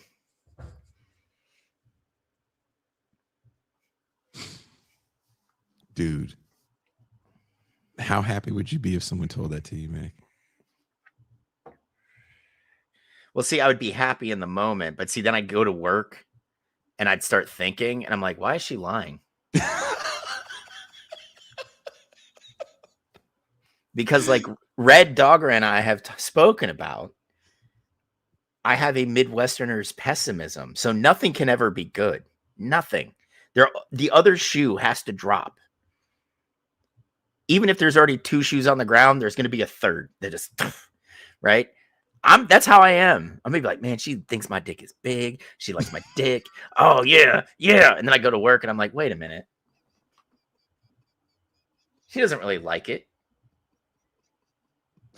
As a matter of fact, she probably hates it. She probably hates my dick. You can't do that, dude. If she's telling you that, she likes you. You're gonna meet her parents. She's lying. You're gonna meet her parents, dude. I'm probably not. I'm probably not. Okay. I thought this was funny. I don't think I sent this. I'm gonna sit back with a blunt. So Yeah, you sent me this one too. And I'm like,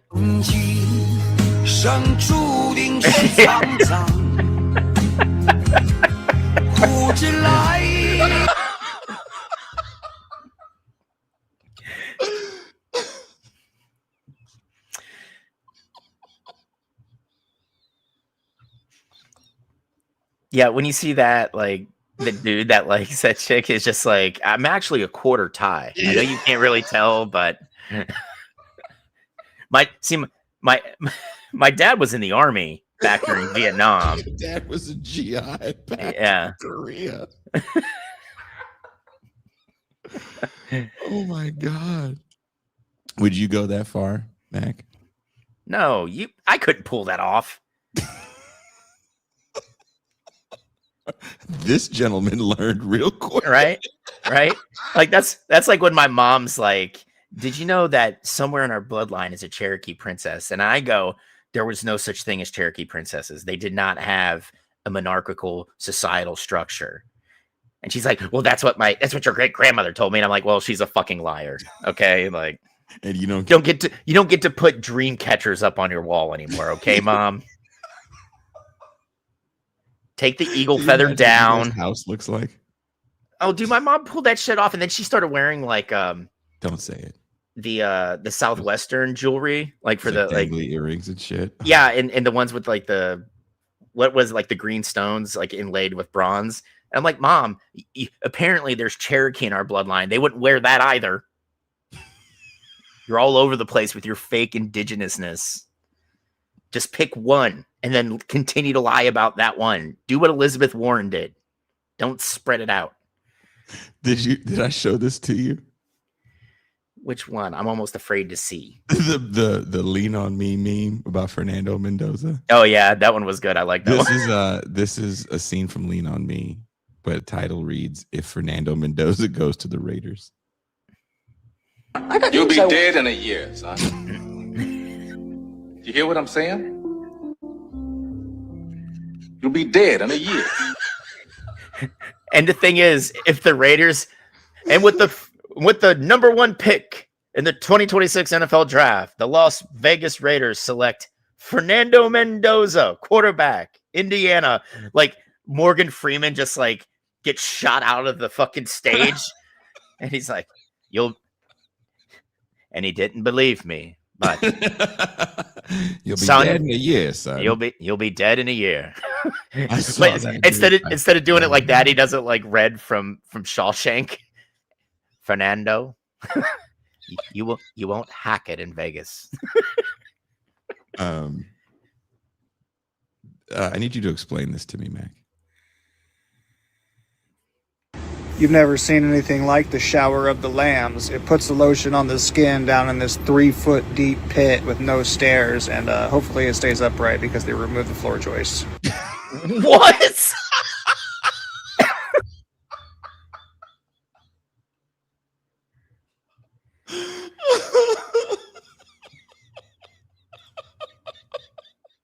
Wow, that is...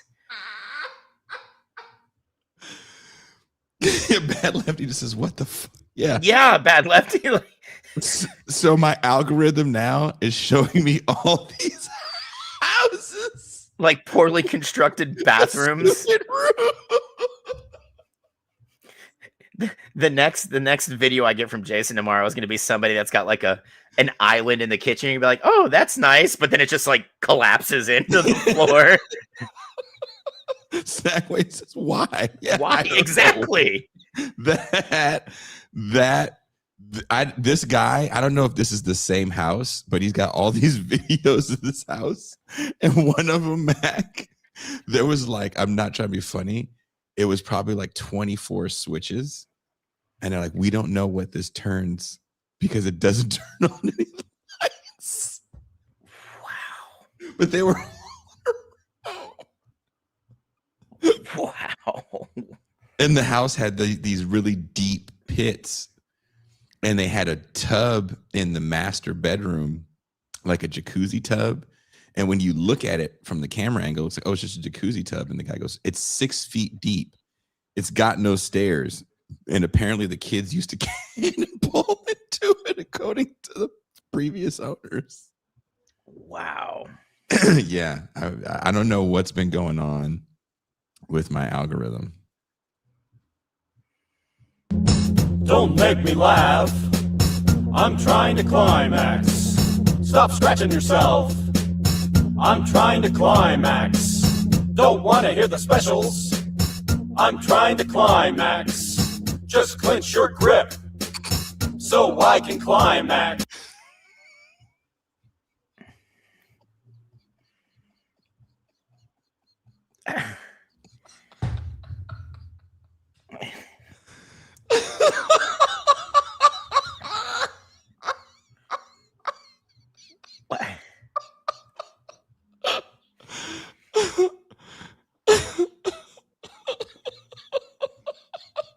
Dr. Claus says that just made the Magnum PI fourth wall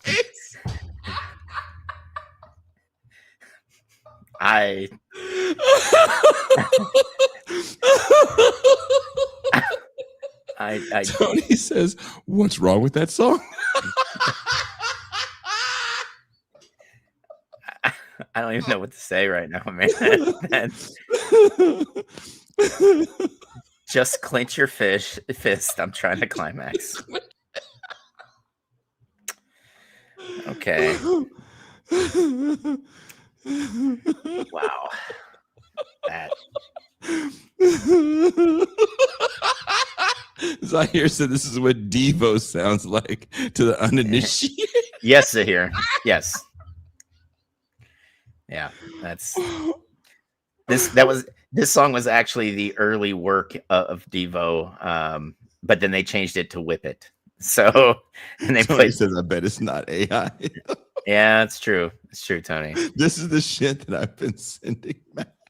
Oh, dude. I'm a hard stool. It's hard to pass. I'm caused by lack of fiber. Add more fruits and veggies, please. I'm diarrhea. I'm watery and fast. Make sure to hydrate well. Dehydration is dangerous. Smooth and soft like a sausage.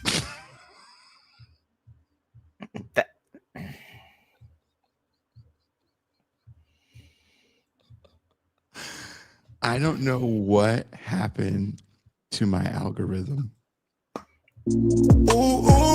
But this, it went from prison baddies to talking turds. Yeah. It's AI boo boo. Well, it is. Cushion cancels Patreon subscription. He's trying to climb.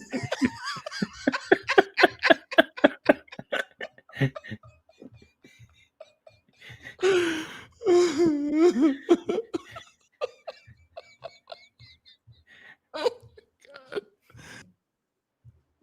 We still got a bunch of these. She classy lady wearing an I Love Slut shirt. Good for you. There's one. Good for you, There's Amy. This one right here. This, she totally did it, by the way. Look at that. What do you think? Oh, yeah.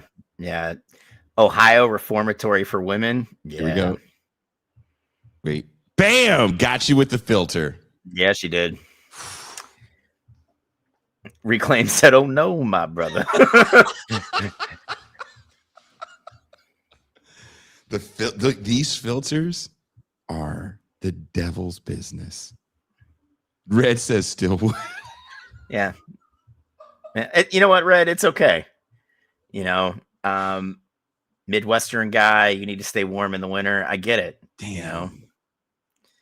Damn. What do you mean, damn? She's a felon. Is killing me, and I must confess. So on my knees,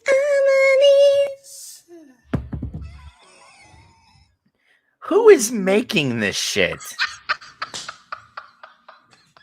I think I started getting all these because I was looking for a way to make an AI version of Marcus Garvey. Oh my! They not like us with God standing next to him in a white boy magic shirt.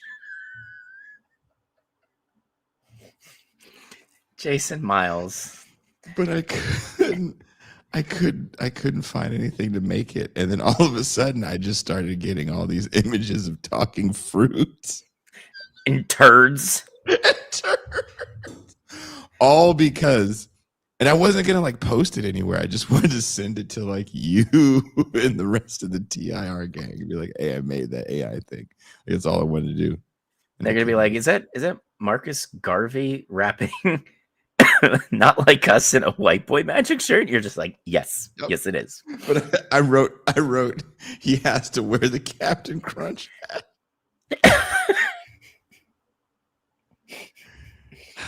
And all that stuff costs money. Yeah, dude. You can't just do it for free. No, dude. The company that runs ChatGPT is officially out of cash, and they've realized they're $10 billion in the hole. Connor says, "How you got yapping turds?" Yeah, Connor, we're all asking ourselves this question. Jason searching for content on TikTok. What if shit could talk? Yeah.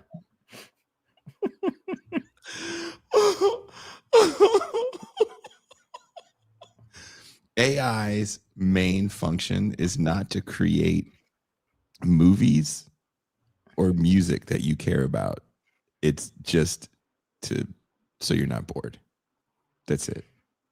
You want to not be bored? Here you go. That's it. Jesus causing a tree. Yeah. This stuff. I found it. McRubs goes, it's hard to imagine. Yeah. Dude, it's McRubs. The thing is, it's going to continue slowly just getting worse and worse, and I fear for Jason because eventually Mexican authorities are going to be like, listen, this fucking dude from the States, have you seen the shit he's looking at? They're going to be like, what? Oh, not the AI. My favorite is like the AI, the weird. Oh, this, did I show you this? No, it does not look familiar. I'm almost afraid. Your Sunday taste good? Tastes great, despite the fact that we're black people in Jim Crow's America. What a time to have lunch, before the Civil Rights Act is passed. Do you think we'll ever feel equal? Maybe, but until then, we can dream. You two lost? Read the sign. Not that sign. That one. Hey, I think they should be able to eat those sundaes. Wait, that's... Oh, we're in a black Oscar bait movie. No, we're in Jim Crow's South. No, you don't understand. We're in one of those movies that's about black people, but it's actually for white people to feel good about themselves, okay? Like Green Book, The Help, Hidden Figures. What's your job? I'm the first black violinist to play in the local orchestra, and I use my genius to convince my coworkers that I'm a person. Exactly. And I'm a black maid who's really good at math. Don't believe me? That's Jessica Chastain.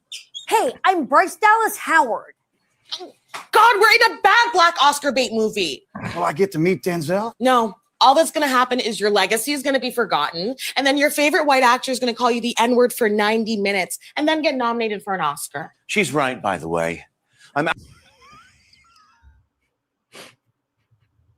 What in the actual fuck? Tony just said, laughing my ass off. Yeah. I was having a conversation with a friend because I had said something about sequels and IP being the way most movies are. And he was like, well, what about Sinners? And I was like, I don't know. That's just like, I said something similar to that woman, actually. And I had never seen this. I said, that's a black Oscar bait movie. He's like, that's a bit. I was like, no, it's not. That's what you wanted to see. I didn't want to see niggas in fucking the Jim Crow South with white people being the biggest pieces of shit ever, and then Irish vampires. I'm good. That's what you wanted, because you get to be like, oh, man, I'm glad I'm not like that.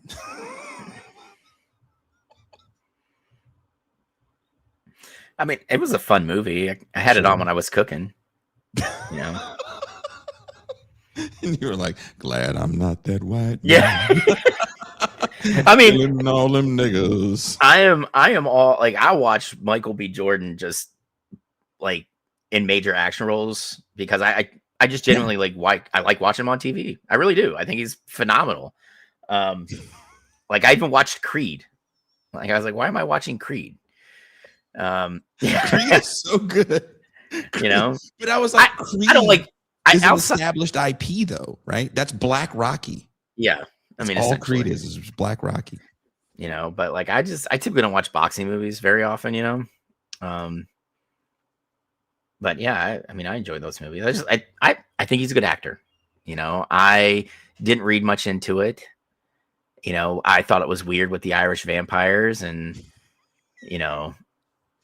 like, but then you could have made that movie in the contemporary time without. But seeing him bust out a Thompson, I was like, "Ooh, I'm here for this. Let's go. Who are we mowing down? All right, let's go." Irish vampires from New Orleans, mostly right for current affairs. Okay, you leave that Mind magazine out of this. I'm in New Current Affairs, by the way. We're doing a show about it Saturday. Oh, but okay. Yeah, I mean, American Fiction was the same way, where they turned actual black characters in the book into white people for the movie. It's like that. Who's that for? Yeah, and I saw this. I watched this clip multiple times because I was like, "Yeah, who are these movies for?" And I would go further that most contemporary, quote unquote, black films are for a white audience, because why would you make movies just for 11% of the population? Only Tubi does that, and Tyler Perry. Yeah, I mean, I want movies I can enjoy, because like people like get so wrapped up in like the artistic stuff in it. I'm not saying that acting is not an art, okay, but it's one that's like way above my head. Like you're never gonna hear me refer to movies as films. Like, you know, I'm not a pretentious dick. But like I just want to have like enjoy it. I want to turn off my brain and just enjoy something for what, 2 hours, 2.5 hours, or whatever the fuck, right? Like, you know, I don't know. It's little shit like that. I'm too old to like get wrapped up, especially in like works of fiction.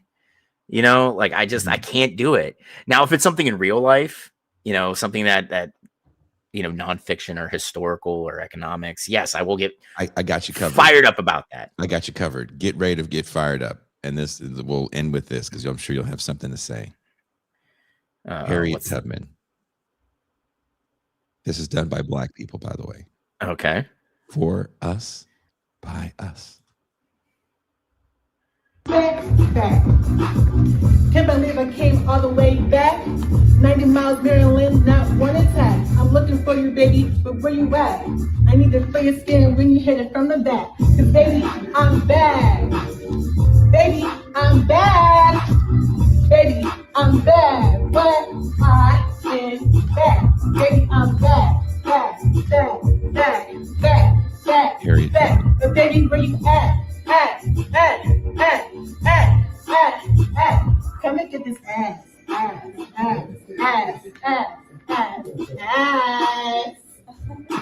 Woo! Enslaved person who has to do all this work to free people, but as a human being first. And then I was like, all right, so we have this historical element. How do I want to tell Harriet Tubman's story in 2025 at that time? So it was relevant. Oh, raunchy rap songs. That'll do it. Did that say the title was Harriet Tubman Love Slave?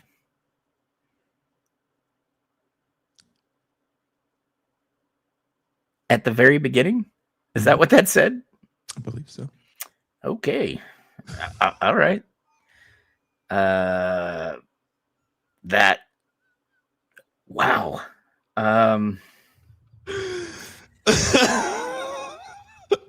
Reclaimed as the best comment. Jason, you're lucky Trump's the president, so you can't be prosecuted for war crimes.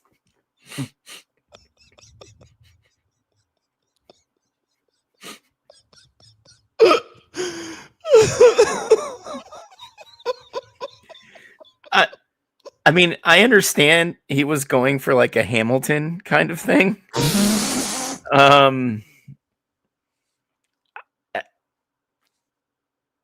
Harriet Tubman was pretty much a badass. Maybe she liked to get hit from the back. I don't know. Maybe. I'm sure. I haven't read much about the sexual proclivities of Harriet Tubman. I'll be honest about that. I don't know much about her work between the sheets, if you will. Mm-hmm. But I have read about how badass she was. So like maybe toss in like 80% of that badassness and then be like, well, Harriet Tubman also liked to give mean Hummers. But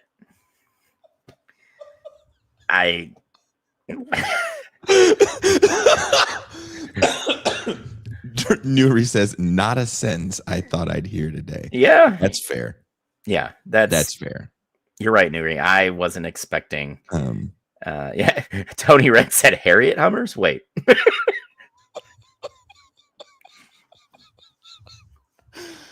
Like when you see that thing, like if you're listening to this later, you kind of have to watch it because you're gonna be like, what is wrong with Jason? Bad Lefty said an anti-racist icon in the streets, a freak. Cause I nut quick. Whoa. Okay. It's ridiculous. It's ridiculous. Yeah. I wasn't ready for that. Not gonna lie. But you know, we're all dumber together for having seen it, and you know, we'll just leave it. We'll leave it at that. Yeah.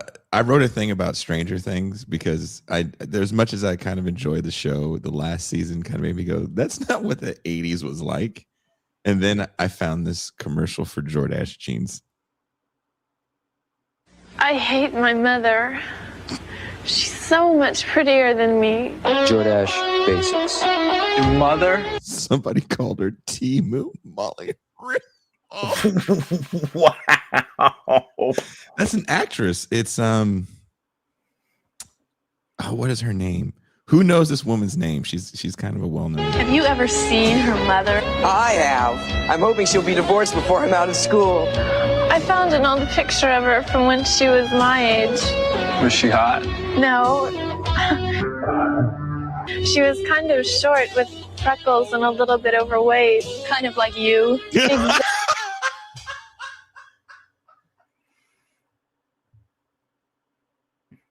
That poor girl needs a sandwich. Wow. Reclaim says, what the fuck is this? This is a denim commercial from the 80s. He says, are we dealing with AI shit again? No. I remember. Are you old enough to remember this commercial, Mac? I don't remember. Dude, I've got so much head trauma. I have problems remembering what I did 2 years ago. This was a popular Jordache jeans ad, and there were a lot of denim ads that were like Levi's had ads like this where just like people standing around talking, it just being super regular. And this was Jordache's way of kind of copying the Levi's ad. Yeah, it's a long ad. These are long commercials, but see, Claw remembers. This is a real ad. This is a little closer to the 80s than Stranger Things because there's nothing in Stranger Things that is like that. All the hugging that they do. Dude, I don't even think my parents hugged me in the 80s. You know, like oh, you fell, skinned your knee, go rub some fucking dirt on it, get out of here. You could what I tell you, be back by 8. It's 5:30. Remember that your mom would just tell you to leave? Yeah. What are you doing? The sun's out.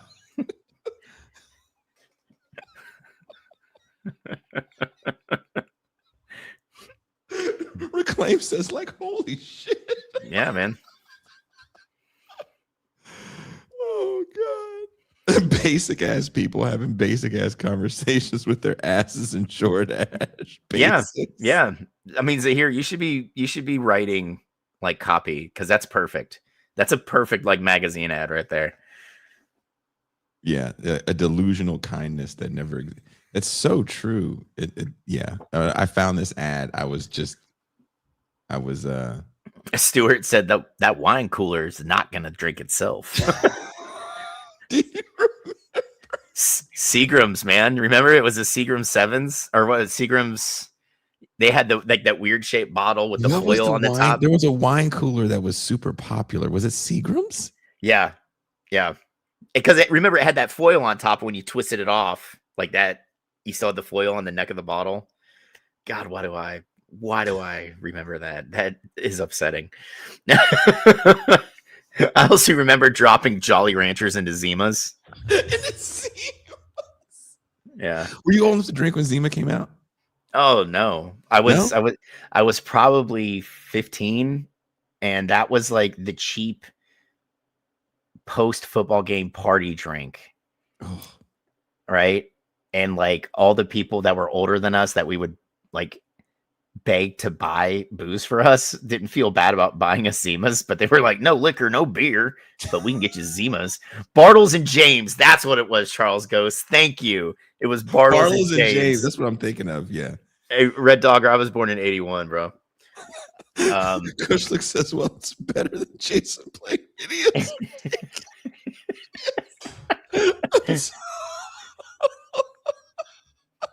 Wait, Kush, wait. I'm so mad you said that because look what I found. What are you doing? Kush, look what I found. I am your beehole. Look at the state of me. I'm itching like crazy and smell like a dead raccoon. Use some soap and give me a scrub. Stop eating all that spicy food. Why do you want a burning ring back here? Are we performing in a circus? Drink more water.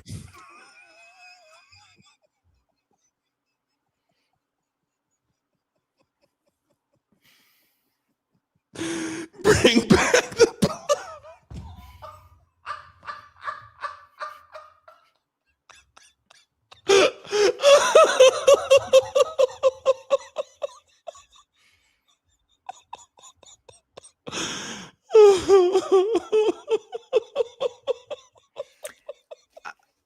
I don't know if I could be more upset with you than I am right now. Oh. Charles goes and let's build 800 more data centers. Yeah. Make sure they're all near the Colorado River. Let's really empty that bitch out, okay? Mac, Mr. Crash 93 says, but is the AI butthole lying?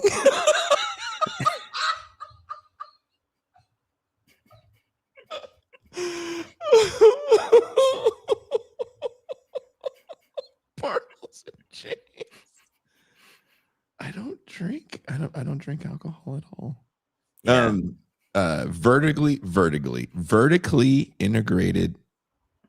Right before we go, we have to play this. I'm going to hold it when I say this. You are loved. You are appreciated. You are valued. You deserve to live a good life. You deserve to get everything you've ever dreamed of. Don't let anyone ever tell you differently. You've got this. That's all.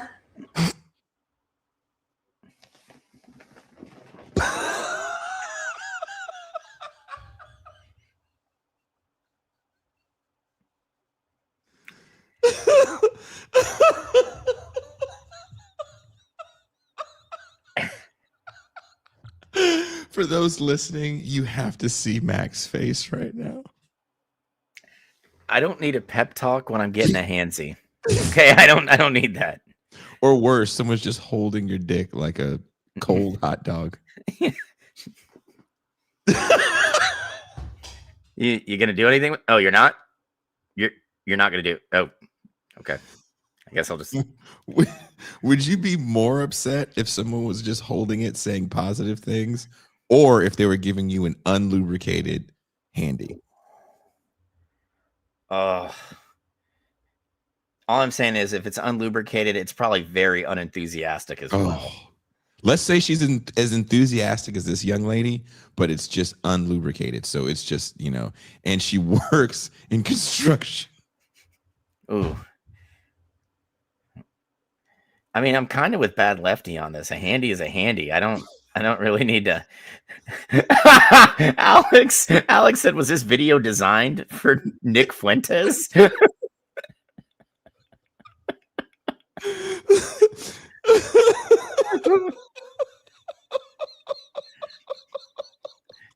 Hey, Tony says woke age hand jobs are the shit. And then called us Philistines. That's if someone's holding a crystal in one hand while they're trying to jerk you off, just let it go. Tony, here's this thing though.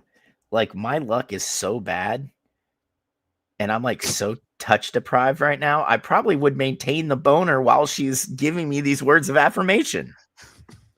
McRub says words of affirmation would kill his boner. McRub just likes to have like shit talk to him while he's banging, you know? Kushlik says, what's wrong with Reiki?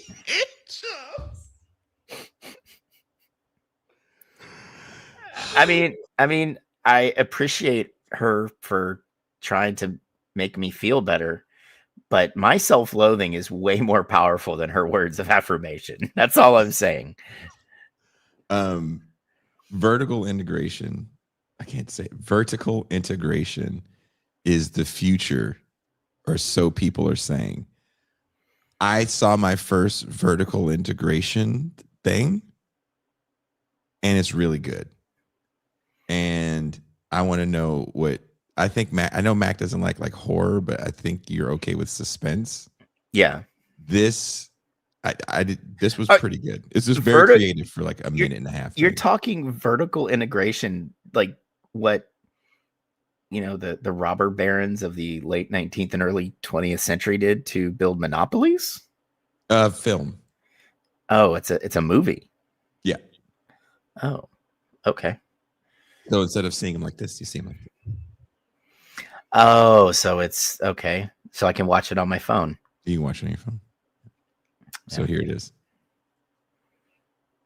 It's a 4-hour drive. Yeah, and I would have to make it if you were cheating on me. I'm not, Jackie. What the hell? Okay, then. I have 3 questions. If you're not cheating on me, then you should be able to answer them with no problem. Yeah, sure. Whatever. Ask away. Have you been alone with any other girls since you've been at dental school? Yes. What? I have to, Jackie, for my internship. Your internship requires you to cheat on me with other girls? No, but it does require me to operate on them. I'm training to become a dental surgeon. Fine, whatever. Second question, then. If you're not cheating on me, then why are you liking all this Sarah girl's pictures? Look, it's not anything weird. It's just I like Sarah's smile. That's fucking weird. I like Sarah's smile from a purely objective dental standpoint. It has nothing to do with attractiveness. You know what? Fine. That's so weird as hell, but fine. If you're really not cheating on me, then who's the bitch parked in your driveway? What? You're here? Shit. Let me in! What the hell is wrong with you? Where is she? That's my neighbor's car, and I let him park there sometimes. Jackie, I need you to trust me, okay? The only thing I want to do is make you smile. Come on, it's late. Let's just go to bed, okay?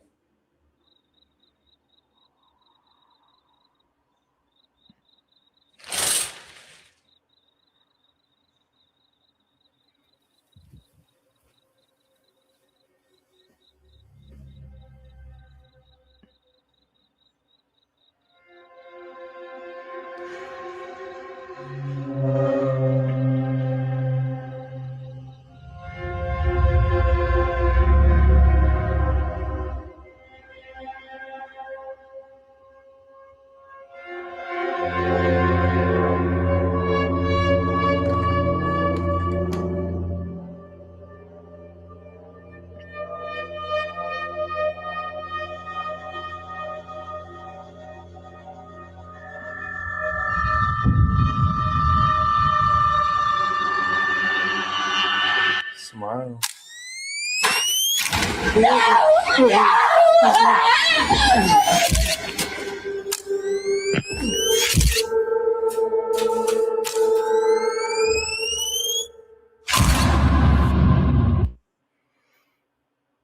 So dumb. So dumb. What in the fuck? So dumb. Yeah, I'm with Connor. I was like, yo, he's the killer.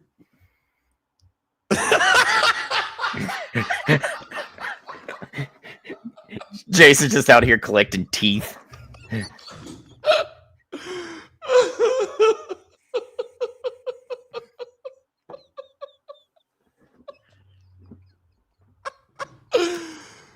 Dude, that's the future. We can only digest things in 2.5 minute reels. Do you not remember about maybe it was 10 years ago at this point? They tried to launch an app like this that it was full movies that you watched in 10-minute snippets. If anybody can remember that, movies they made for the app or movies like that Star Wars or something. No, they were big. Like Sophie Turner was in a few. Spielberg was in on it. Quibi, that's what it was. Quibi. Thank you, Nuri. And it just nosedived. It got like a stupid valuation from the jump, and nobody fucking used it.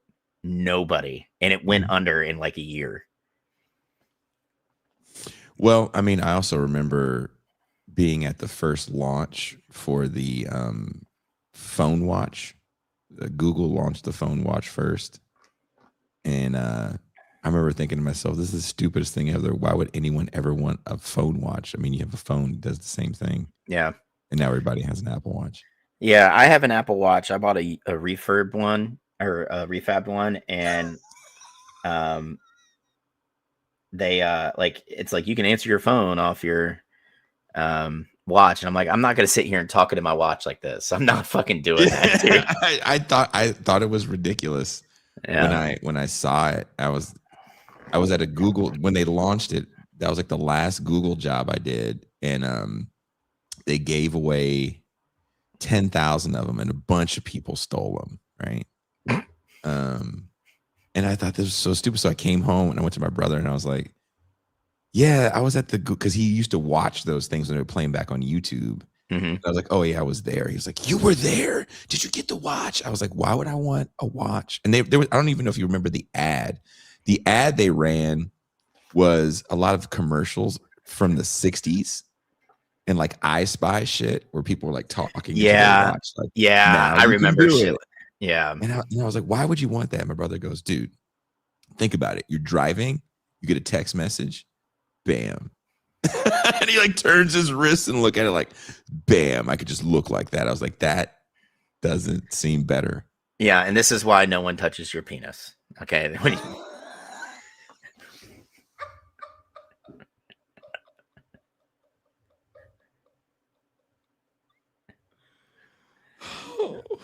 That brother gets his penis touched all the time. You know what? I don't doubt it. He's probably a handsome man. You're good looking, young man. The Miles he's DNA. Probably getting his penis touched right now. Yeah, and we're just doing a show where I'm watching Quibi Light.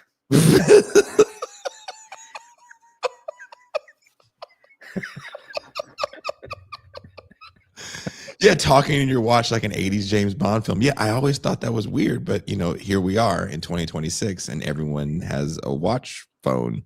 I hate it. But you can't talk into it, right? Yeah. The new ones, yeah, you can. Do you talk into it? I don't. Would you? Fuck no. That would look kind of badass. I would think you were a spy if you were like, no, you would I'll be there in 0700. No, you would think I'm a tool. Just like I think of everybody who's like, hey man, yeah, and then they gotta, oh yeah, dude, it's gonna be great. Yeah, what? Yeah, man. No.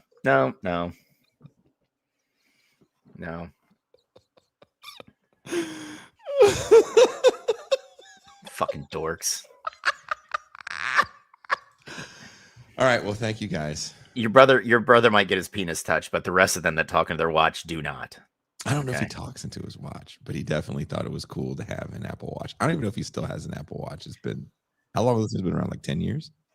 I guess, man. I got mine because I had a Garmin for like, I think 12 years, and the battery was going, so it wouldn't charge. And I'm like, I'll just get the battery replaced. And then Garmin's like, your watch is out of warranty, so a new battery is going to cost $600. And I'm like, fuck you, dude. I can't even get updates for the fucking thing anymore because it's so old, And I was just like, well, I can get a refurbished Apple Watch for 120. So I was like, I'll fucking do that. I don't care.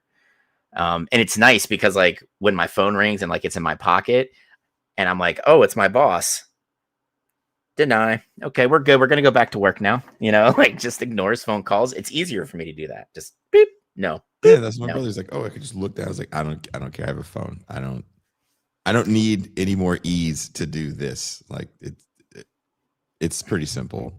I like mine because it tracks my steps and like all my mileage I put down. And my doctor actually, because I use it to like track like heart rate and stuff, it lowered my premium for like certain things through the VA. So really, yeah, your doctor works for Big Apple Watch. I wouldn't be surprised. He's a VA doc, so he's probably miserable. He's undercover doing the work for Big Apple Watch. Don't trust him. Listen, if I have to pay for something, I only pay 5% of it. So continue to work undercover for Big Apple Watch. Okay, keep my fucking healthcare low. I can't wait to get all the angry Apple Watch people looking. You Luddite with no Apple Watch. What do you churn your own butter, Jason?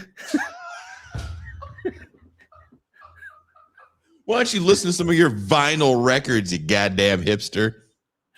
Hey, it's not shit talk vinyl. If you have an Apple Watch and vinyl records, there's just too much going on at that point.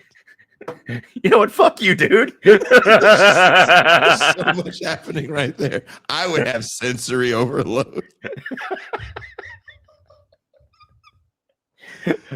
Listen, I listened to the entire playing of The Stranger by Billy Joel on my record player just last night. It was phenomenal. You controlling it with your Apple Watch. No, I don't have that kind of capability. I did see a hand-pumped milk frother on Temu. No.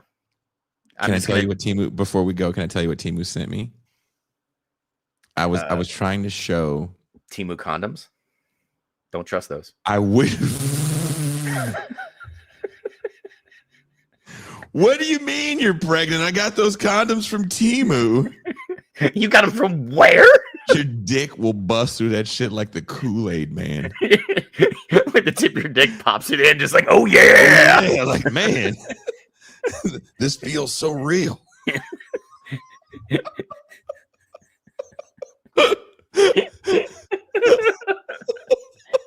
Yeah, it's probably because the condom dissolved. I don't know where it went. I wish it was a Temu condom. It was not. I was actually looking for. It's a mocha pot, but you can set your coffee mug on top of it, and the spout pours into the coffee mug. So it just pours your coffee right there for it, right? And I was like, "This is so perfect." And I was showing this to a friend, and they were like, "You don't need it." And I was like, "Oh, you're probably right." And this person I was talking to is a black person as well. And I guess we're saying like blackety black shit. I thought our conversation went like this. You look very nice today. And she said, you look very nice today. And I said, hey, you want to see this Temu thing? She said, no. I was like, well, I'm going to show you anyway. And I proceeded to show her Temu stuff. And then we both said, it is late. Let us go to sleep. And then I thought that's how our conversation went.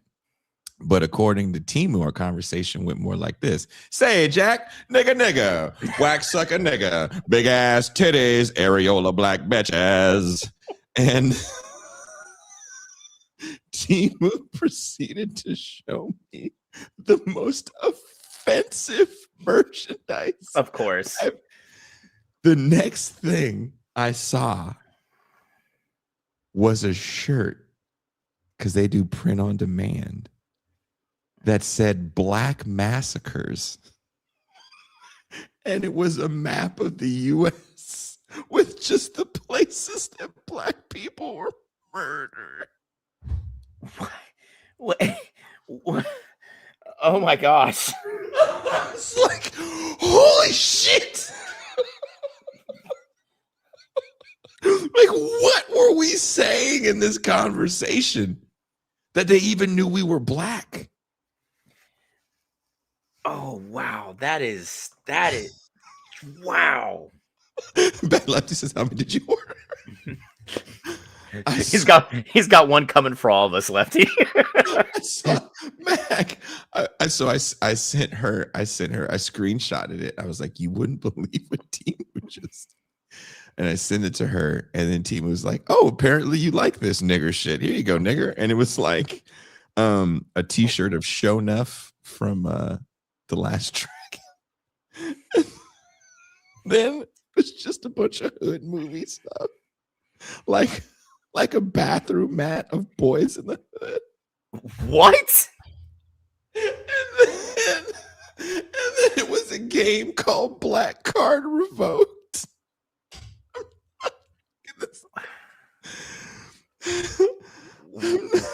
Wow. Wow. I was like, I don't know what I said in this very normal conversation. See, this just leads me to believe that it's a really racist white dude that's like on the other end of your speaker that's picking up everything. He's like, well, Jason and his friend want to talk about this. It looks like they're doing a nigger shit. Well, I think because Timu's from China, so I'm assuming they're like, well, is this what black people like? They like trauma.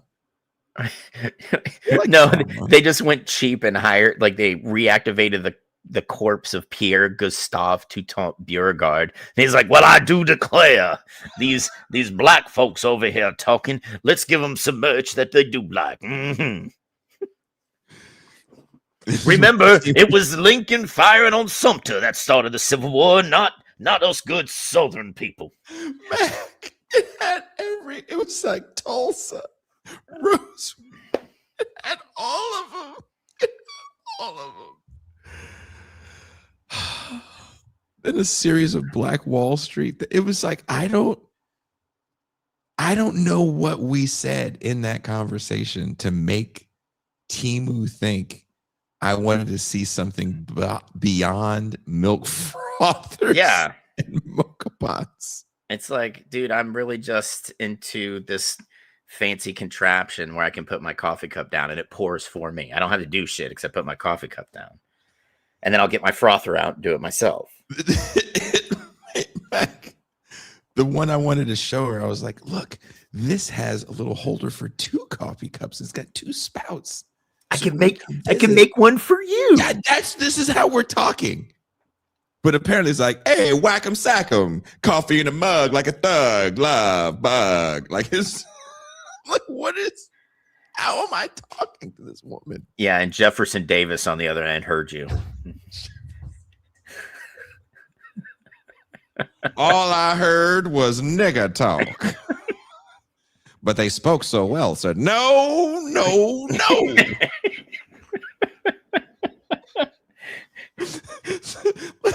Bad Lefty said Timu got into the champagne. I don't know what I said to Timu. I will share with you guys in the Patreon the image of the Black Massacre shirt because I'm not making this up. Just remember, Strom Thurmond didn't die. He now works for Timu.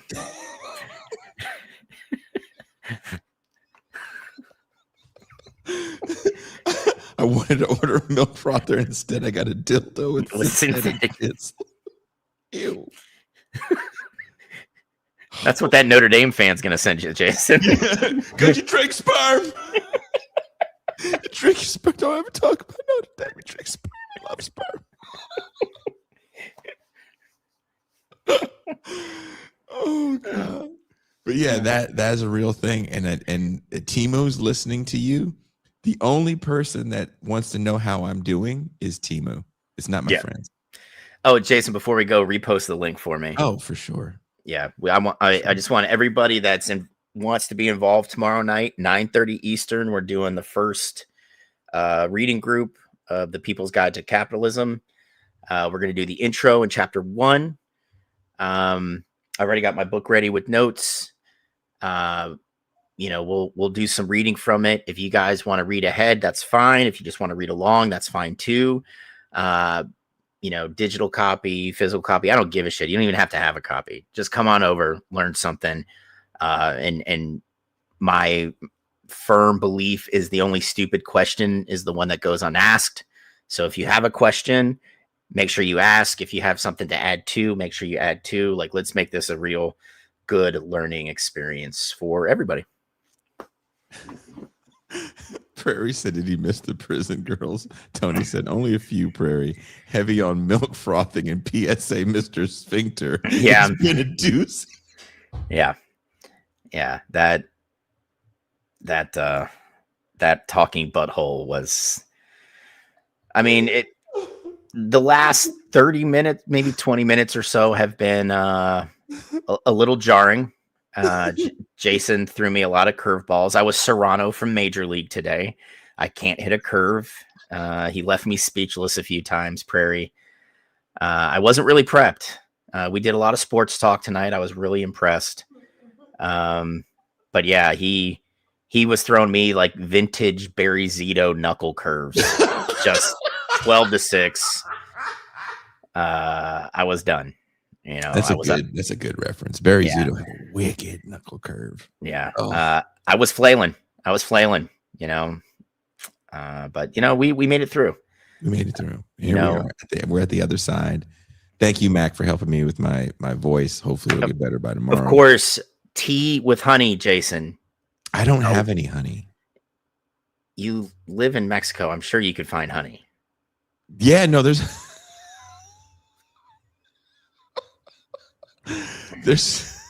no honey here. Yeah, all the bees are dead, Mac. I killed them all.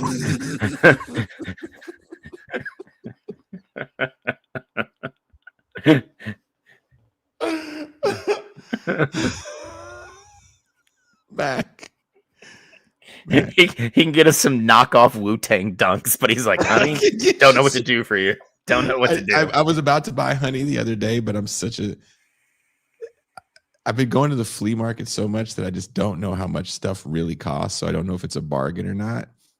So I went to the grocery store yesterday, and the inflation is starting to hit over here with some of the import stuff that we get. Yeah. Peanut butter. Peanut butter is a big import here. And so I'm starting to see the things that you guys are talking about with inflation. So yeah, dude, it's going to hit everybody. You know, like I've got friends in Canada. They're like, holy shit, you know? So yeah, just remember, guys, we just got to pull ourselves up by them bootstraps, and we'll make it. Woo!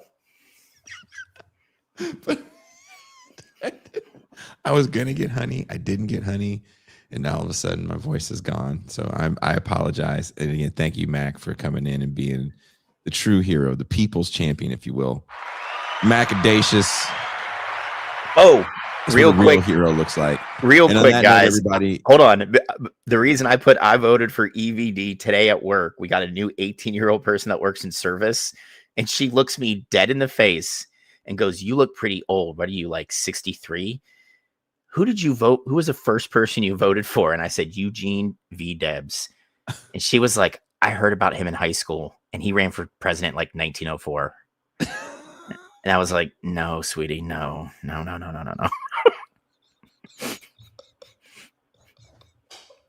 Yeah.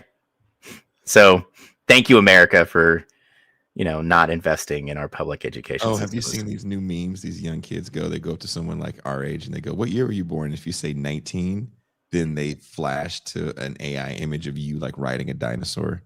Oh, well, that's okay. Yeah. Well, apparently Debs ran for president in 1904, and she bought that I voted for him for the first time I was able to vote. So that's the future that everybody gives a shit about. Mm-hmm. Mm-hmm. Oh God, Lord help us! Thank you guys, and stop looking at AI. It's bad for your health. Peace.